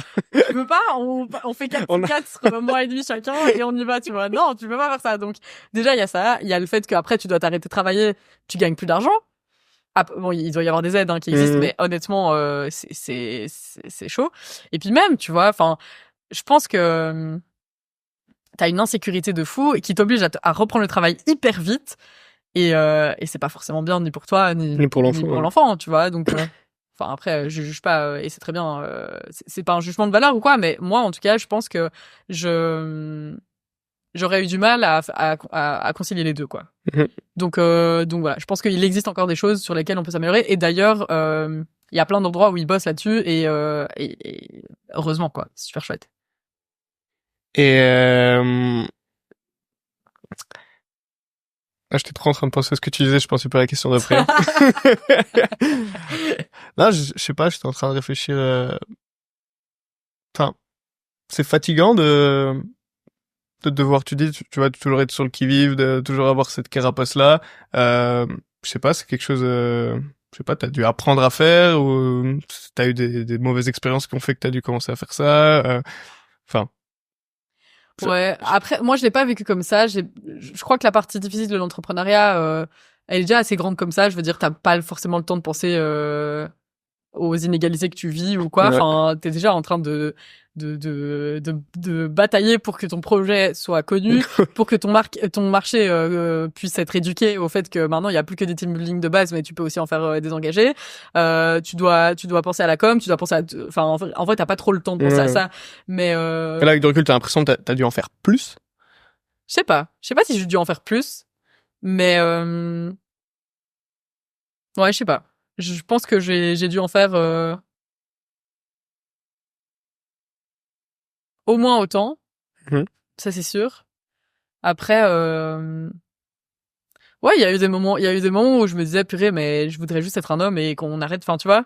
Et parce que tu te dis mais en même temps c'est une force d'être une femme, tu vois. Enfin je veux dire dans notre société, et si tu pars des stéréotypes de base, parce que pour moi il y a le genre et il y a le sexe, et que on doit vraiment différencier les deux. Le sexe c'est celui qui est assigné à la naissance, alors que le genre c'est une construction sociale. Donc tu dois vraiment différencier les deux et comprendre aussi ça, mais en tout cas mes caractéristiques qui sont stéréotypées féminines m'ont servi, quoi, tu vois, que ce soit l'empathie envers tes clients, que ce soit mais ça c'est un truc de fou, quoi. Enfin je veux dire, je passais des heures entières avec les clients en disant ok, mon but c'est de vraiment comprendre votre problème pour voir si notre solution elle correspond vraiment à votre problème. Et parfois si tu te mets en mode vente ultime, ben en fait t'écoutes pas ton client, tu vois, et en fait ça marche pas, parce que tu vas lui vendre un truc il a pas besoin de ça, tu vois. Et peut-être qu'il aura besoin de l'activité numéro 3 et toi, tu lui vends l'activité numéro 1 parce que c'est celle-là où tu penses que c'est la mieux, tu vois. Et en fait, tu l'as pas écouté. Ouais. Donc, c'est vrai que ça m'a aidé, je pense aussi. Utiliser un peu tes forces féminines. Et ouais. Donc ça, c'est chouette. Et je crois qu'il y a aussi des études qui montrent que maintenant, le management, il est... Ouais, il y a des avantages à que ce soit diversifié, quoi. Ouais, D'accord, exactement. C'est quoi la meilleure année de Surveco où tu y étais? C'est 2023, 2024? 2023. 2023. Ouais. 2023, Combien de team building Combien de team building en 2023? Ouais, non, mais je crois que c'était une cinquantaine. Avec je vais encore dire n'importe quoi. Moi et les chiffres, vraiment, rien ne sera réutilisé contre moi, j'espère, parce que déjà les années, je dis n'importe quoi. Non, je pense que 2023 c'était vraiment la meilleure année. Quand on a commencé 2023, le 1er janvier à minuit et demi, mon père m'appelle et il me dit OK, 2023 c'est ton année. C'est l'année de Surveco. Okay. Il me dit c'est l'année de Surveco. Et j'étais en mode OK. Let's go. Et c'est vrai, c'était l'année de Surveco. On a fait des team building jusqu'à 300 personnes. C'était fou. On bossait comme des folles et c'était chouette, quoi. Tu vois, c'était vraiment chouette. Et puis en même temps, c'était éreintant, quoi. C'était fatigant et voilà. Mais c'était vraiment la meilleure année. On a vécu des trucs de fou. On s'est formé vraiment beaucoup sur la fresque du climat, la fresque de la RSE. On s'est formé via Pulsitive Impact aussi. Enfin, on a fait vraiment plein de choses et c'était juste génial. On a pu du coup savoir que Cindy allait être engagée. Enfin, c'était vraiment c'est vous trois du coup en 2023. Alors fin 2023, je pense que Cindy est arrivée début 2024. Hein, donc on était au courant que on était à 2 avec l'alternante Marjorie. Super chouette, on s'amusait bien, on profitait aussi, et ça je crois que c'est quelque chose.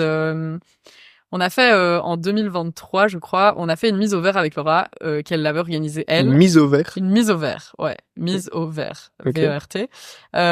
Donc c'est en gros, on s'est mis 3 jours dans un super bel endroit, c'est dans un château, c'était magnifique. Et on a en mode retraite, tout le business model, ouais, et on a refait tout le business model, on s'est questionné sur tout l'écosystème de Surveco, c'était dingue. Et en même temps, tu vois, tu peux pas vivre ça tout le temps. Enfin, je veux dire, c'était fou. Et sortir de la forêt à un moment. Exact. À un moment, tu dois revenir à la réalité. Mais je crois que c'est ça qu'on oublie. Et c'est ce qui a fait que moi, j'ai tenu dans l'entrepreneuriat, c'est de fêter tes victoires, quoi. Et te dire, purée, mais tu te rends compte, on a réussi à faire ça. Quand tu pars de rien, mais tout est une victoire, quoi. Chaque contrat, t'es heureux de l'avoir. Genre, tu fais la fête à chaque contrat. Tout le temps. C'est trop chouette. Et pareil, on s'organisait, tu vois, nous aussi, on avait droit à nos team building, on se disait, OK, allez, ce soir, on va faire un karting, lol, non, mais pas du tout, non, mais tu vois, on pouvait se dire, ce soir, on va faire un atelier culinaire, tu vois, on essayait de faire des choses. Donc, à chaque fois, vous essayez de trouver un moyen de fêter ça, de vraiment... Et c'est important de prendre le temps de le faire, quoi. Parce que t'es tellement dedans que t'oublies, et après, moi, maintenant, je me dis, mais c'est fou ce qu'on a fait, en fait. C'est dingue. Mais sur le moment, tu t'en rends pas compte parce que t'es tellement dedans. T'as pas de regret du tout vis-à-vis de j'ai pas assez profité, quoi? Non, je pense que j'ai très bien profité. Après, je dirais que des regrets, on a toujours, enfin, pas des regrets, mais tu vois, quand tu peux toujours refaire le passé. Enfin, je peux toujours me dire, tiens, maintenant que je sais ça, j'aurais peut-être dû, tu vois, faire ça. Mais c'est bien de le savoir pour la prochaine aventure. Exactement. Et mais sinon, non, je pense que on en a bien profité et on a, et typiquement, je parlais de la business shower, mais ça, c'est un bon exemple de, en fait, on s'arrête et pendant une soirée, on fait la fête sur le fait qu'on a réussi à créer cette SRL et que c'est trop bien. Là, c'est un des, je sais pas, des trucs que je dis souvent, c'est quand j'étais au moment le plus prenant de MyGreen, avec du recul maintenant, c'est que je me suis dit, waouh, c'est trop bien, en fait, c'était trop cool à ce moment-là, mais je le savais pas. Et du coup, c'est vrai que là, à refaire, je prendrais un peu plus de recul quand même pour, je sais pas, juste regarder ce qui se passe, faire un petit pas en arrière et regarder tout ce qui se passe au lieu de tous les matins bam et sans trop réfléchir. Je pense que je réfléchissais plus trop, j'étais un peu plus en mode robotique. Ouais. Et ça c'est quelque chose qui me manquait un peu et que je vais essayer d'appliquer dans les futurs projets. Cool. Mais ouais, en termes de choses à changer, ouais, ce serait cette partie-là pour moi. C'est pour ça que je te demandais, mais je vois que vous avez bien fait les choses à chaque fois, festoyer. Non, ouais, on a fait, mais après, on oubliait parfois aussi, donc je suis totalement d'accord avec toi. Ouais, j'avais ce truc de, OK, on a un contrat, vas-y, faut trouver le suivant. Et j'avais 2 secondes. D'abord, on est content pour le contrat, quoi. Ah ouais. J'utilisais l'énergie. En fait, je sais pas, j'ai l'impression que dès que j'avais une bonne nouvelle, j'avais beaucoup d'énergie, de motivation, et j'utilisais direct vers, ok, c'est quoi la suite, au lieu de la garder un peu pour en profiter. J'avais l'impression d'avoir ce sentiment-là avec du recul Je sais maintenant, pas quoi. trop. Ouais, je pense que c'est ce qui fait un entrepreneur, hein. Honnêtement, t'aimes tellement ton projet que du coup, tu utilises toute l'énergie positive dedans. Donc, enfin, je comprends que t'aies agi comme ça. Et après, nous aussi, c'est notre business, tu vois. Entre guillemets, on demandait aux entreprises de prendre le temps tu vois, Ouais. De prendre du temps pour eux, mais vous, pour leurs non. collègues et pour fêter, enfin, pas forcément toujours fêter, mais ça pouvait être pour Passer un bon moment passer un ensemble, moment quoi. entre collègues. Bah, et nous aussi, il fallait qu'on le fasse parce que sinon, les cordonniers mal chaussés, on connaît, quoi. Mhm. Donc oui, mais je suis d'accord sur le fait que Survécu en burn-out, mais il donne de team building, quoi. exactement. Mais par contre, je suis d'accord avec toi. Il faut pouvoir se dire de prendre le temps, du recul, et c'est là que justement les incubateurs et les réseaux sont importants. Parce que, bah, en fait, ils t'obligent à le faire aussi parfois. Je me souviens du programme Forward, justement, du réseau entreprendre de Bruxelles. Bah, là, en fait, t'as pas le choix. T'es en workshop avec les autres, en présentiel. Et ils te disent, OK, maintenant, tu notes sur, qu'est-ce qui t'anime pas. Tu te questionnes sur, je me souviens, il y avait un truc un peu développement personnel. OK, quel est mon moteur, enfin, tu vois. Et en fait, tu prends du recul et tu te dis, et c'est à ce genre de moment-là aussi où peut-être tu te dis, mince, je suis plus dans le bon, quoi. Mhm. Parce que je regarde mes jauges et je me dis, bah en fait, je suis à 2 ou 3 sur 5 à chaque fois. Bah, il faut changer, quoi. Mhm. Et c'est ça qui a mené une belle transition vers, je sais pas, les questions qui se multiplient sur ta place dans Ouais. Surveco 2024. Ouais. C'est quand la discussion avec Laura où elle te dit, ok, mais j'ai quand même besoin de toi jusqu'à juin 2024. C'était fin Je crois que 2023, ça? non, c'était février 2024 déjà. Elle était partie en congé, la pauvre. Après, elle revient, j'étais là. J'arrête. Non, après, je lui dis, au début, je me suis dit, je vais pas directement. Puis elle a direct compris, tu connais la personne, quoi. Elle me dit, il faut qu'on en parle aujourd'hui, j'ai pas envie qu'on en parle mercredi, quoi. J'étais là, non, mais il faut qu'on en parle mercredi. Elle était là, non, on en parle aujourd'hui. Donc, je lui ai dit. Et c'est vrai que ça lui a fait un choc parce qu'elle s'y attendait pas forcément et Ouais, que, c'était la première fois que t'énonçais ce truc. ouais. Mais pourtant, dans ta tête, ça a maturé quand même quelques mois, non? Bah, j'avais déjà mentionné le fait que je me sentais plus forcément à ma place, quoi. Donc ça, mais on faisait tout pour, tu vois, on faisait tout pour me donner la bonne place. Et donc aussi, on a fait ce qu'il fallait parce qu'on a fait les bonnes étapes dans le sens où j'aimais plus ce que je faisais. Bah, on a essayé de changer ce que je faisais. Bah tiens, on donne certaines compétences à Cindy et moi j'en reprenais d'autres. C'était quoi, par exemple, les... Bah typiquement, je faisais beaucoup de ventes, quasi que ça, parce que bah j'avais trouvé une force là-dedans et donc voilà. Donc on avait dit ok, on délègue une partie à Cindy puisque elle est très forte en vente aussi. Enfin, elle le savait pas encore, mais maintenant elle le sait. Et c'était un exemple, hein, tu vois, mais ça prend du temps et c'est normal. Pareil, l'animation, au départ, ça te donnait de l'énergie. À la fin, ça me prenait vraiment beaucoup d'énergie parce que comme ton projet, il est important pour toi. Donc, si quelqu'un commence à le critiquer, ben, ça te fait, c'est comme si on critiquait, genre vraiment ta personne, alors qu'en fait, il critique pas toi, il critique ce que t'as fait, ou même pas ce que t'as fait. Il critique à un moment qu'ils ont pas se forcément détacher de son projet qui devient soi-même, c'est un des challenges assez communs. T'es au bout du rouleau pour juste parce qu'on t'a dit c'était bien et pas c'était incroyable et tu te dis mais non mais pourquoi il a dit c'était bien, il aurait pu dire que c'était vraiment bien, très bien, tu vois, des trucs comme ça. Tu dirais que Charlotte c'est devenu Surveco bah ou Surveco d'une c'est devenu certaine manière Charlotte? non ça va, t'as su séparer les deux si je pense qu'à un moment je devenais mon travail et c'est ce qui a fait que ça m'a aussi un peu, enfin c'était un peu difficile quoi par rapport à ça, mais ouais, donc c'était à ce moment-là, donc là on l'annonce et là on cherche un plan quoi. Ok, comment on fait, on a Cindy heureusement. Et donc à ce moment-là, on se dit ok, jusque juin, voici le plan. On essaie de faire ça, et puis on l'a mis en place quoi. Mais donc la raison, tu dis, c'est vraiment que tu te sentais plus à ta place, non? J'étais plus à ma place. Vraiment, et je crois qu'il faut aussi admettre quand j'avais plus rien à apporter, tu vois, d'une certaine manière, parce que j'ai apporté toutes mes compétences. Je suis arrivée avec tous les savoirs et les savoir-faire et les savoir-être que j'avais. Je les ai tous mis à profit sur Veco un max. Et puis, à un moment, en fait, même, tu vois, on me disait, on pourrait me former par rapport à ça, ou ceci, ou cela, mais j'avais pas envie, quoi. J'étais là, mais en fait, ça m'intéresse pas, j'ai pas envie de faire ça. Et en fait, ce que j'avais envie de faire, c'était faire le job que j'ai aujourd'hui. Mais je pouvais pas le faire dans Surveco. Donc, à un moment, il faut aussi pouvoir admettre que ton projet, en fait, si t'as envie qu'il continue, il doit continuer sans toi. Et c'était dur à admettre parce que... Bah ouais, Je sais pas. C'est ton projet, ce que t'as porté pendant des années.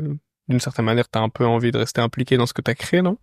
Ouais, d'une certaine manière, mais d'un autre côté, est-ce que enfin, ça, c'est la vraie question, tu vois. Quand tu fais un enfant, est-ce que tu le fais pour le garder près de toi et qu'il reste toute la vie, genre chez toi, ou est-ce que tu le fais parce que t'as envie qu'il devienne grand et bah là, c'est exactement pareil, hein. C'est la même chose. Il faut quand même la lucidité pour arriver à ce genre de réflexion. Il faut quand même, je sais pas, on a plein de trucs dans notre cerveau, de l'ego, de plein de choses qu'il faut savoir mettre de côté pour pouvoir quitter son projet et se dire, le projet ira mieux sans moi, d'une certaine manière.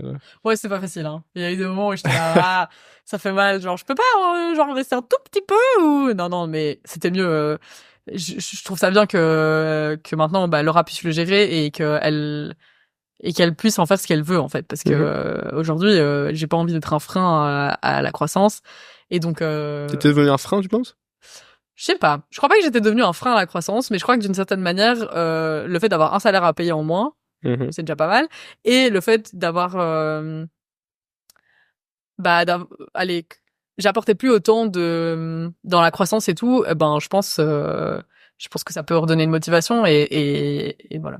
T'as été remplacé là? Non. Ok. Ils sont deux du coup. Deux, ouais. Ok. Tu t'es sentie entrepreneuse à la fin? Tu dis je me suis jamais sentie entrepreneuse. Non, je crois que je suis entrepreneuse d'une certaine manière. Je te le dis. Ouais. Entre nous, hein. Tu l'es.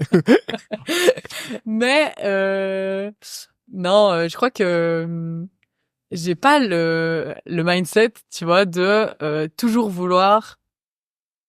J'ai le mindset, j'ai vraiment la mentalité de faire les choses super bien, j'aime bien et j'aime bien aller plus loin, j'adore travailler, j'adore avoir des projets, j'adore ça, donc vraiment. Mais par contre ce que j'avais pas forcément, c'est toujours cet esprit de tout le temps ah bah tiens, vas-y, on change tout le temps les process et c'est un truc qui m'énervait honnêtement. C'était tout le temps, tu changes tout le temps, 100% du temps. Moi, j'étais là, s'il vous plaît, on est en train de mettre un nouveau truc en place, mettons-le en place, voyons si ça marche et après, on remet quelque chose en place. Non, tu peux pas, sinon tu meurs. Donc tu dois tout le temps mettre des trucs tout le temps, tout le temps, tout le temps, tout le temps. Et moi, j'étais là, ouais, bon, les gars, vous voulez me laisser dormir là, s'il vous plaît? Déjà, premièrement. Et donc voilà. Mais donc, je crois que je suis entrepreneur, mais je m'identifie pas comme tel, en tout cas. Justement parce que t'aimes pas trop que ce soit toujours en train de changer, t'aimes bien un peu plus de stabilité dans tes journées. Ouais, et tu vois, ça se retrouve finalement. Hein. J'aime bien pas trop stable, hein, mais un petit peu, c'est bien. Ok, un minimum de stabilité. Yes. Quoi. Ok. Comment ça se passe les derniers mois, sachant que tu pars? Ouais. Ben, il y a eu pas mal de discussions. Enfin, t'es contente d'aller au travail Pardon? T'es contente d'aller travailler, sachant que tu t'en vas? Comment ça se passe? Bah, il y a eu des moments un peu plus de démotivation, mais je savais pourquoi je le faisais. Je suis arrivée, je voulais repartir comme j'étais arrivée, quoi. Je suis arrivée, j'ai donné tout ce que j'avais au projet, je voulais repartir en ayant tout donné. Et donc, bah, j'ai créé des process, j'ai appelé tous mes clients, je leur ai dit, ils étaient ils étaient adorables et honnêtement pour ça. J'étais super content. Non, ils étaient pas contents, mais. Franchement, merci. M'a saoulé celle-là. Non, ils étaient adorables. Avec ces blagues à 2 balles sur LinkedIn. En plus, vraiment, premier degré, je faisais tout le temps des blagues, ils en avaient marre. Non, ils en avaient pas marre. Franchement, les clients que j'ai pu rencontrer là, c'était un truc de fou.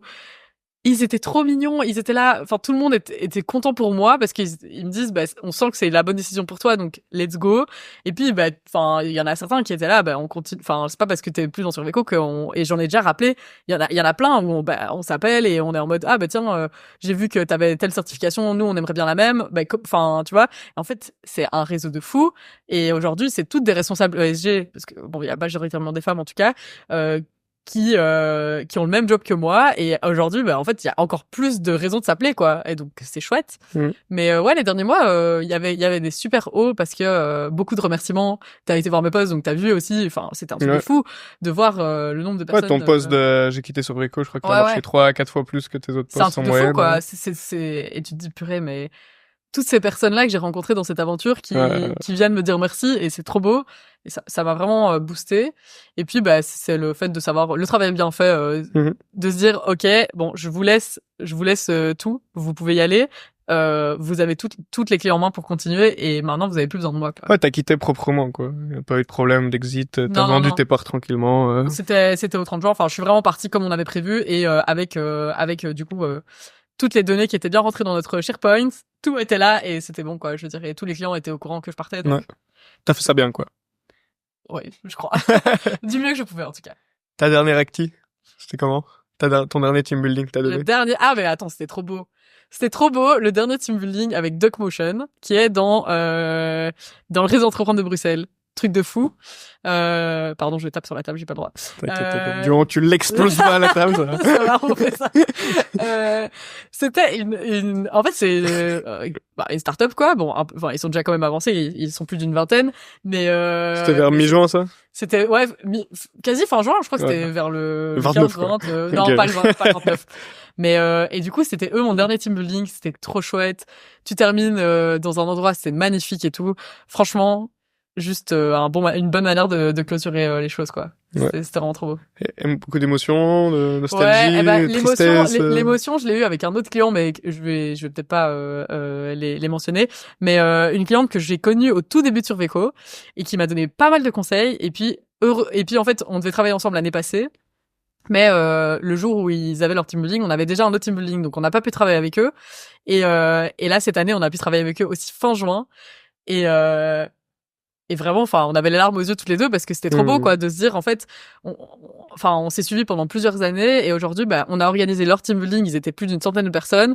Il y a eu pas mal de problèmes. Genre, il y a eu une pluie énorme, le truc, alors qu'on était censé faire dehors. Enfin, vraiment, truc de fou.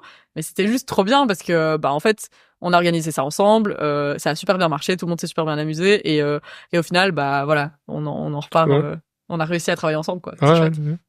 Et comment ça s'est passé avec ton ex-femme, du coup, avec Laura? Mon ex-femme? Non, avec Laura, elle va très bien. Là, ça continue l'expansion, donc ça c'est chouette.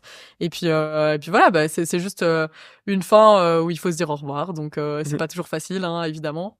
Tu l'as vécu comme une rupture amoureuse? Non, je l'ai pas vécu comme une rupture amoureuse, mais c'est juste, je pense que c'est intéressant de se dire, maintenant je te laisse les clés, hein. On avait fait une vidéo d'ailleurs, je crois pas qu'elle soit sortie, mais où je lui donnais les clés. Je lui donnais les clés et c'était un peu ça, tu vois, et qu'au final, tu vois, tu rends les clés de ton bureau, tu rends les clés et t'es là. Et je me souviens quand j'ai quitté le site Factory, je regardais et j'étais là, c'est là. Enfin, j'y retournerai parce que Edouard, je dois le voir chaque année. Il m'a donné ça comme plan, mais je veux dire, enfin, tu quittes quand même tout un univers, quoi. En fait, c'est plus qu'un travail. Tu quittes vraiment une vie pour en créer une autre. Mais aujourd'hui, après 4 mois ici, je me dis, purée, en fait, bravo. Enfin, bravo à moi-même d'avoir eu le culot de me dire, ok, en fait, t'as créé toute une vie pendant 3 ans. Tu t'es donné à 100% et honnêtement, enfin. T'as fait une transition rapide, quand même. Ouais, en quelques mois. Et en quelques mois, je me dis, go, je change de job et c'était la bonne décision, donc ça c'est cool. T'as commencé quand chez XLG? J'ai commencé une semaine après avoir terminé chez Surveco. T'as pas l'impression qu'XLG c'est une relation tampon? Ah non.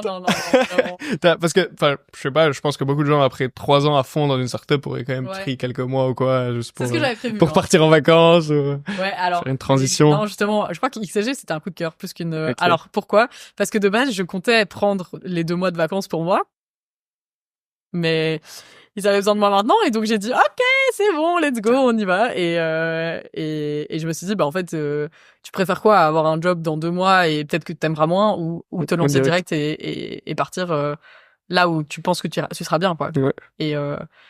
Et en fait, je me sens, le mot c'est que j'utilise tout le temps, mais je me sens galvanisée de travailler ici parce que tout va vite mais d'une bonne manière, quoi, tu vois. Et je me dis, ok, let's go. Enfin, en quelques mois, là, si je prends du recul sur ce que j'ai fait, je peux être fière de moi, quoi. Je peux me dire, ok, en quelques mois, t'as mis ça en place et c'est trop bien. Donc, si t'avais pas recommencé à travailler direct, t'aurais badé un peu, tu penses? Je crois. Parce qu'honnêtement, même la semaine entre les deux, elle était dure, hein. Ouais. Parce que tu sais pas ce qui va t'arriver. Ah, tu savais du coup? Je savais que j'avais un job, mais tu sais jamais comment le job va se passer. Enfin, je veux dire, t'as fait des entretiens, mais tu sais pas si tu vas te plaire ou pas. Enfin, je veux dire, bon, là, cœur sur mes collègues, donc ça va, tout va bien. Je suis très heureuse ici, mais... Je vois qu'elle connaît tout le monde en plus, en 3 mois. Juste, on est monté à l'étage, on a dit bonjour à 10 personnes. Yes. Ouais, mais vraiment, c'est trop chouette. Et en plus, j'ai beaucoup de collègues, donc tu vois, tu t'es tout le temps en train d'apprendre des nouvelles choses. C'est chouette. Et et je pense que ouais, en fait, j'adore travailler. C'est ça que je me suis aussi. C'est qu'à la fin de Surveco, je travaillais entre guillemets pour les autres, enfin pour le rap, pour Cindy, pour la continuité de Surveco, pour les valeurs que je porte. Donc ça, c'est ok. Mais je travaillais pas parce que j'aimais bien, quoi. Je travaillais pour travailler, tu vois. Et aujourd'hui, bah en fait, je travaille parce que j'adore ça Ouais. et limite, enfin. Et c'était comme ça pour Survico au début, mais t'as perdu un peu le mais sens. je l'ai perdu finalement assez rapidement maintenant que j'ai dû prendre du recul. C'est quoi? C'est l'innovation, de 0 à 1 qui t'excitait le plus, et une fois que c'était plus de la croissance, ça t'excitait moins? C'était l'impact que je pouvais avoir. Et après, à un moment, je me suis rendu compte que je pourrais jamais avoir un calcul net, tu vois. Je pourrais pas jamais regarder sur une feuille quel est l'impact que j'ai, tu vois. Et alors que, bah, ici, bah finalement, bah non, tu peux me dire, enfin, je peux pas non plus avoir sur une feuille l'impact que j'ai, mais en même temps, j'ai quand même plus de vues sur ce qui se passe, quoi. Ouais. Et ça. C'est ça qui te manquait, c'est quantifier l'impact que t'avais chez Surveco. Ouais, ça et. Ça va pas d'avancer dans le flou, de se dire, c'est sûr qu'il y a un impact, mais je sais pas s'il est de combien. Bah ouais, mais c'est pour ça que je me sens pas entrepreneur aussi, tu vois. Les entrepreneurs, ils s'en foutent, ils avancent, ils font. Moi, parfois, je me disais, purée, mais ok, on fait, mais c'est quoi, tu vois? Bah, c'est quand même compréhensif mais c'est sûr que l'impact est positif, déjà. Oui. Ah, ça, oui. Mais ça, du coup, on sait pas à quel point, quoi. Bon. Ouais, du coup, d'une certaine manière, t'aurais pu te dire, ouais, bah, je sais que c'est positif, donc c'est good, faut juste que ça tourne, quoi. Yes. Bah, aussi, je pense, la vie de start-up, c'est vraiment une vie complètement à part, quoi. Même si, tu vois, là, maintenant, je travaille dans une grande entreprise, j'aurais pu retourner dans une autre start-up et travailler en tant qu'employé dans une autre start-up, tu vois. Mais, t'avais besoin d'un peu mais plus ouais, de... je sais pas. Et ici, t'as les ressources aussi, tu vois. C'est différent. Tu dois, enfin, je veux dire, quand t'as une start-up, pour chaque euro, tu réfléchis, t'es en mode, ok, enfin. Et bon, là, bien sûr, je réfléchis. Ne prenez pas les choses. Je suis pas en mode.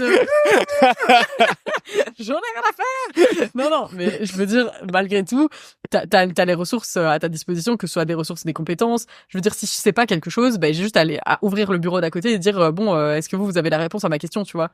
Purée, mais quelle délivrance de pouvoir faire ça plutôt que d'être là. Merde, je fais quoi?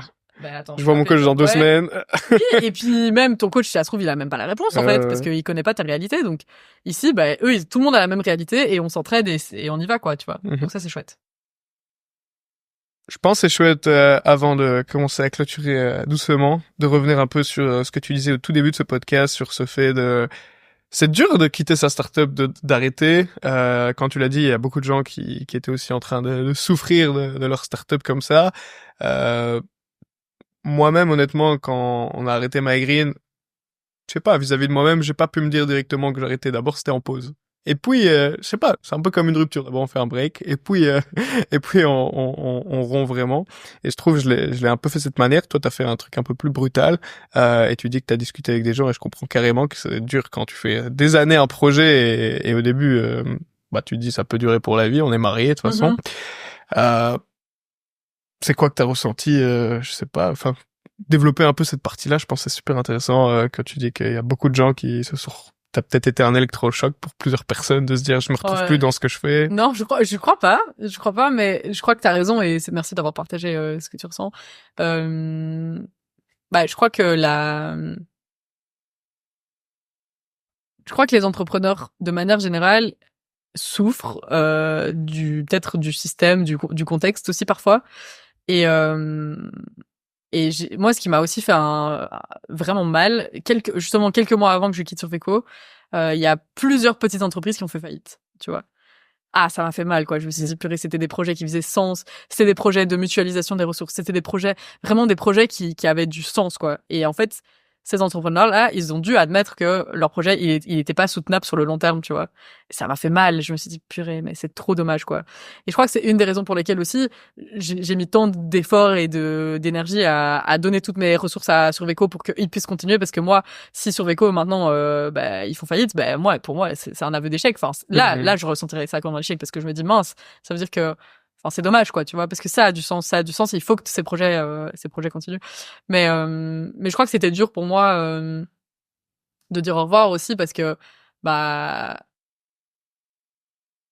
malgré tout, cet ego, il existe, quoi. T'as besoin de reconnaissance, t'as envie, et merci aux clients de m'avoir donné cette reconnaissance, tu vois, parce que c'était trop beau. Et comme je te dis, enfin, ce post où j'ai vu plein de commentaires avec des gens qui me disaient merci, qui me disaient bravo, qui me disaient félicitations, tu te dis, ok, et là, ça fait du bien, donc, voilà. Mais, par contre, ouais, c'est juste, je crois que c'est ma personnalité, quand je prends une décision, elle est prise, quoi. Ouais, Donc, ok. en fait, je crois qu'il faut suivre son instinct, et en tant qu'entrepreneur, c'est quelque chose qui fait sens. Si tu suis pas ton instinct directement, entre guillemets, une fois qu'il y a un doute, il y a pas de doute, quoi. Là, il y avait un doute sur le fait que j'étais à la bonne place, il y a pas de doute sur le fait que je dois partir, en fait. Et j'aurais pu me tromper, j'aurais pu regretter aujourd'hui, j'aurais pu te dire non, j'aurais jamais dû faire ça. Mais bon, pour le coup, ça a marché, donc À voir la suite, ouais, cool. yes. Je voulais dire un truc et encore une fois, je t'écoutais tellement que j'ai oublié ce que je voulais dire.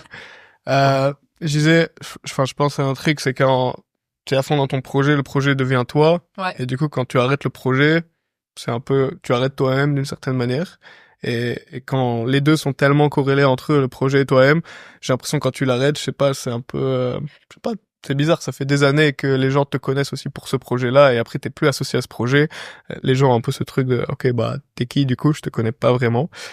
Pendant des années, j'étais le mec des salades. Ouais. Et quand le mec des salades fait plus de salades, c'est qui ce mec? Et je pense que c'est quelque chose aussi qui peut être dans beaucoup de projets challengeants vis-à-vis d'arrêter. C'est que, je sais pas, t'as un peu cette perte d'identité. Et je suppose, je sais pas, enfin, dans tes partenaires, dans tes collaborateurs, certains sont peut-être devenus des gens plus proches et d'un coup, t'es plus cette personne sur Veco. Je pense que ça fait, je sais pas, t'as eu une petite remise en question de toi-même ou Mais je crois que en partie c'est pour ça peut-être que j'ai badé pendant la semaine entre les deux. Ouais. Mais la chance que j'ai, c'est que l'identité que je me suis créée, c'est une personne engagée. Aujourd'hui, je suis toujours une personne engagée. Ouais. Au-delà de ça, Surveco, j'ai de la quoi. chance. Ouais, ça, j'ai de la chance pour ça parce que je crois que les gens m'identifiaient comme quelqu'un qui avait des valeurs fortes en termes écologiques, sociales. Et aujourd'hui, bah en fait, je fais la même chose d'une autre manière.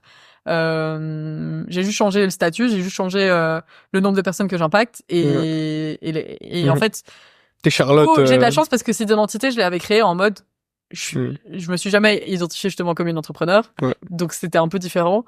Et aujourd'hui, bah, les personnes, elles savent que j'ai toujours été super intéressée et engagée dans la RSE / maintenant le ESG. Peu importe le projet ou Peu l'entreprise. importe le projet, ça va, quoi, tu vois. Ouais. Donc j'ai cette chance de Madame ESG reste Madame ESG, quoi, au final. Ok. Tu me disais un truc, c'est que tu prends pas forcément trop de nouvelles de Surveco.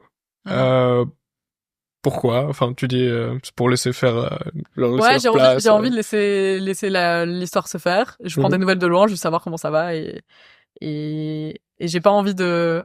Je pense qu'aujourd'hui, c'est important aussi de les laisser faire et de pas venir interférer en fait dans la suite.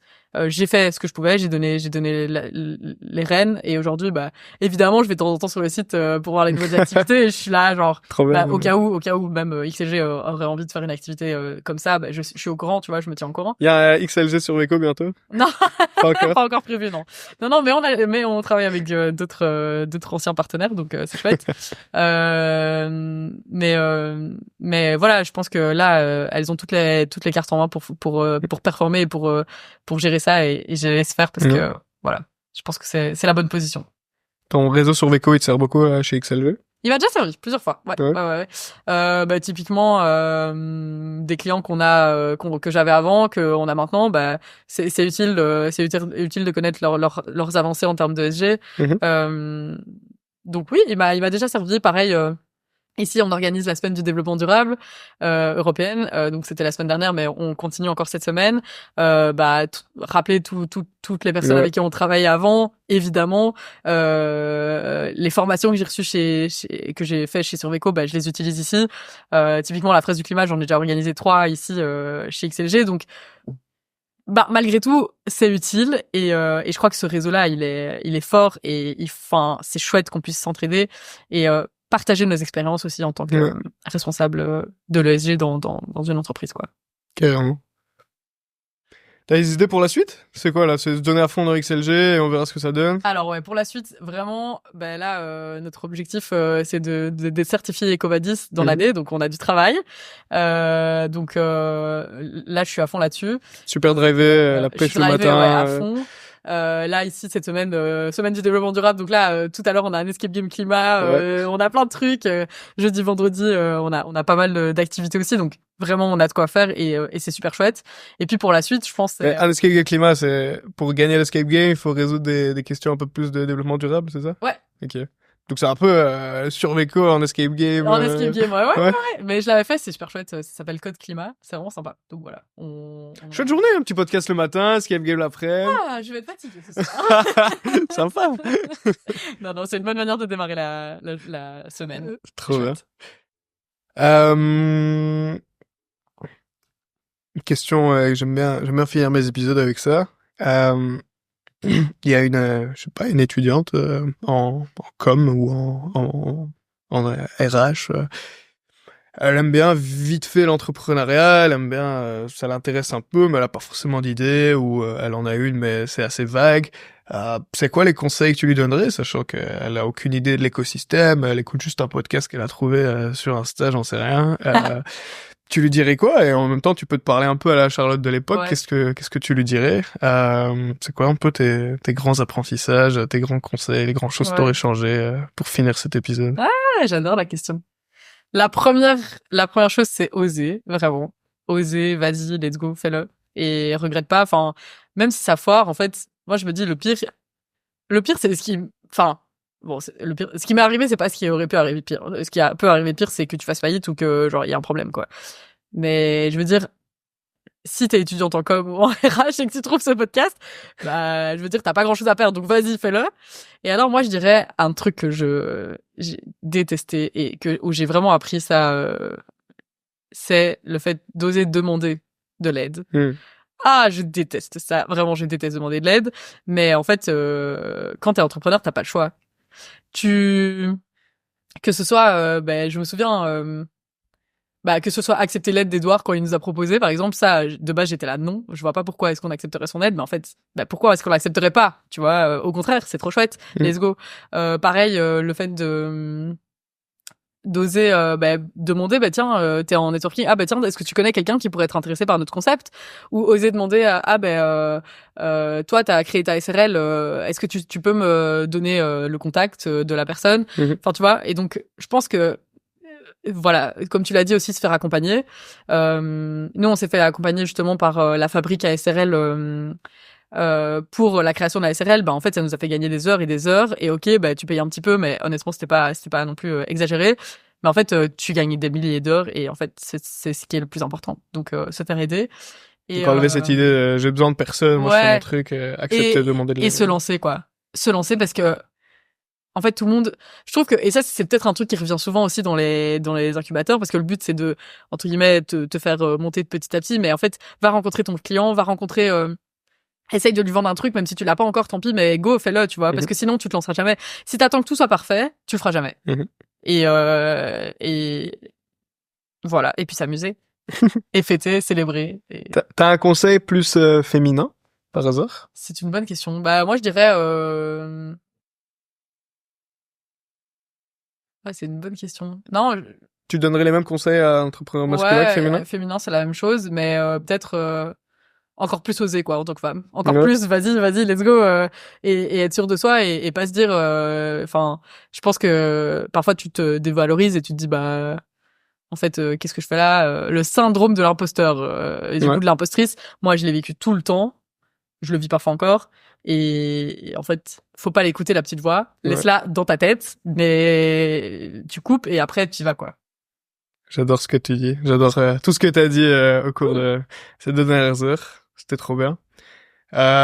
L'étudiante en com, justement, au RH, si elle veut te contacter ou te suivre... sur LinkedIn, sur LinkedIn, Charlotte Quinten, voilà. Quinten, Quinten, yes. Parfait. Exact. Si vous voulez des team building engagés, c'est sur veco.be. Du coup, sur veco.be, sur veco.be. Laura Dumont, du coup, ils peuvent contacter. Et puis XLG, pour le nettoyage des bureaux. Si vous avez des tapis tout sales. Non, mais pas que les tapis. On fait plein de choses. Allez voir notre site web, et c'est trop chouette. Et XLG.be, c'est ça? XLG.eu. Ah oui, c'est vrai. C'est plus une petite start-up belge. Et non. Donc voilà, ça c'était les derniers points. Et puis pas hésiter aussi à faire du bénévolat, parce que je pense que ça c'est important. Moi, j'ai fait donc LJE, les jeunes entreprises, et aussi Mentor You, qui est super chouette. Donc voilà, n'hésitez pas à aller voir. Ça permet de créer du réseau et en même temps de soutenir des chouettes initiatives. Trop bien. Un grand merci, Charlotte. Merci à toi, Sacha. J'espère que ça vous a plu. Et j'ai fini mon café, donc c'est parfait. Je l'ai bu en... Parfait. Parfait, on peut y aller. Yes. Bon escape game. Yeah.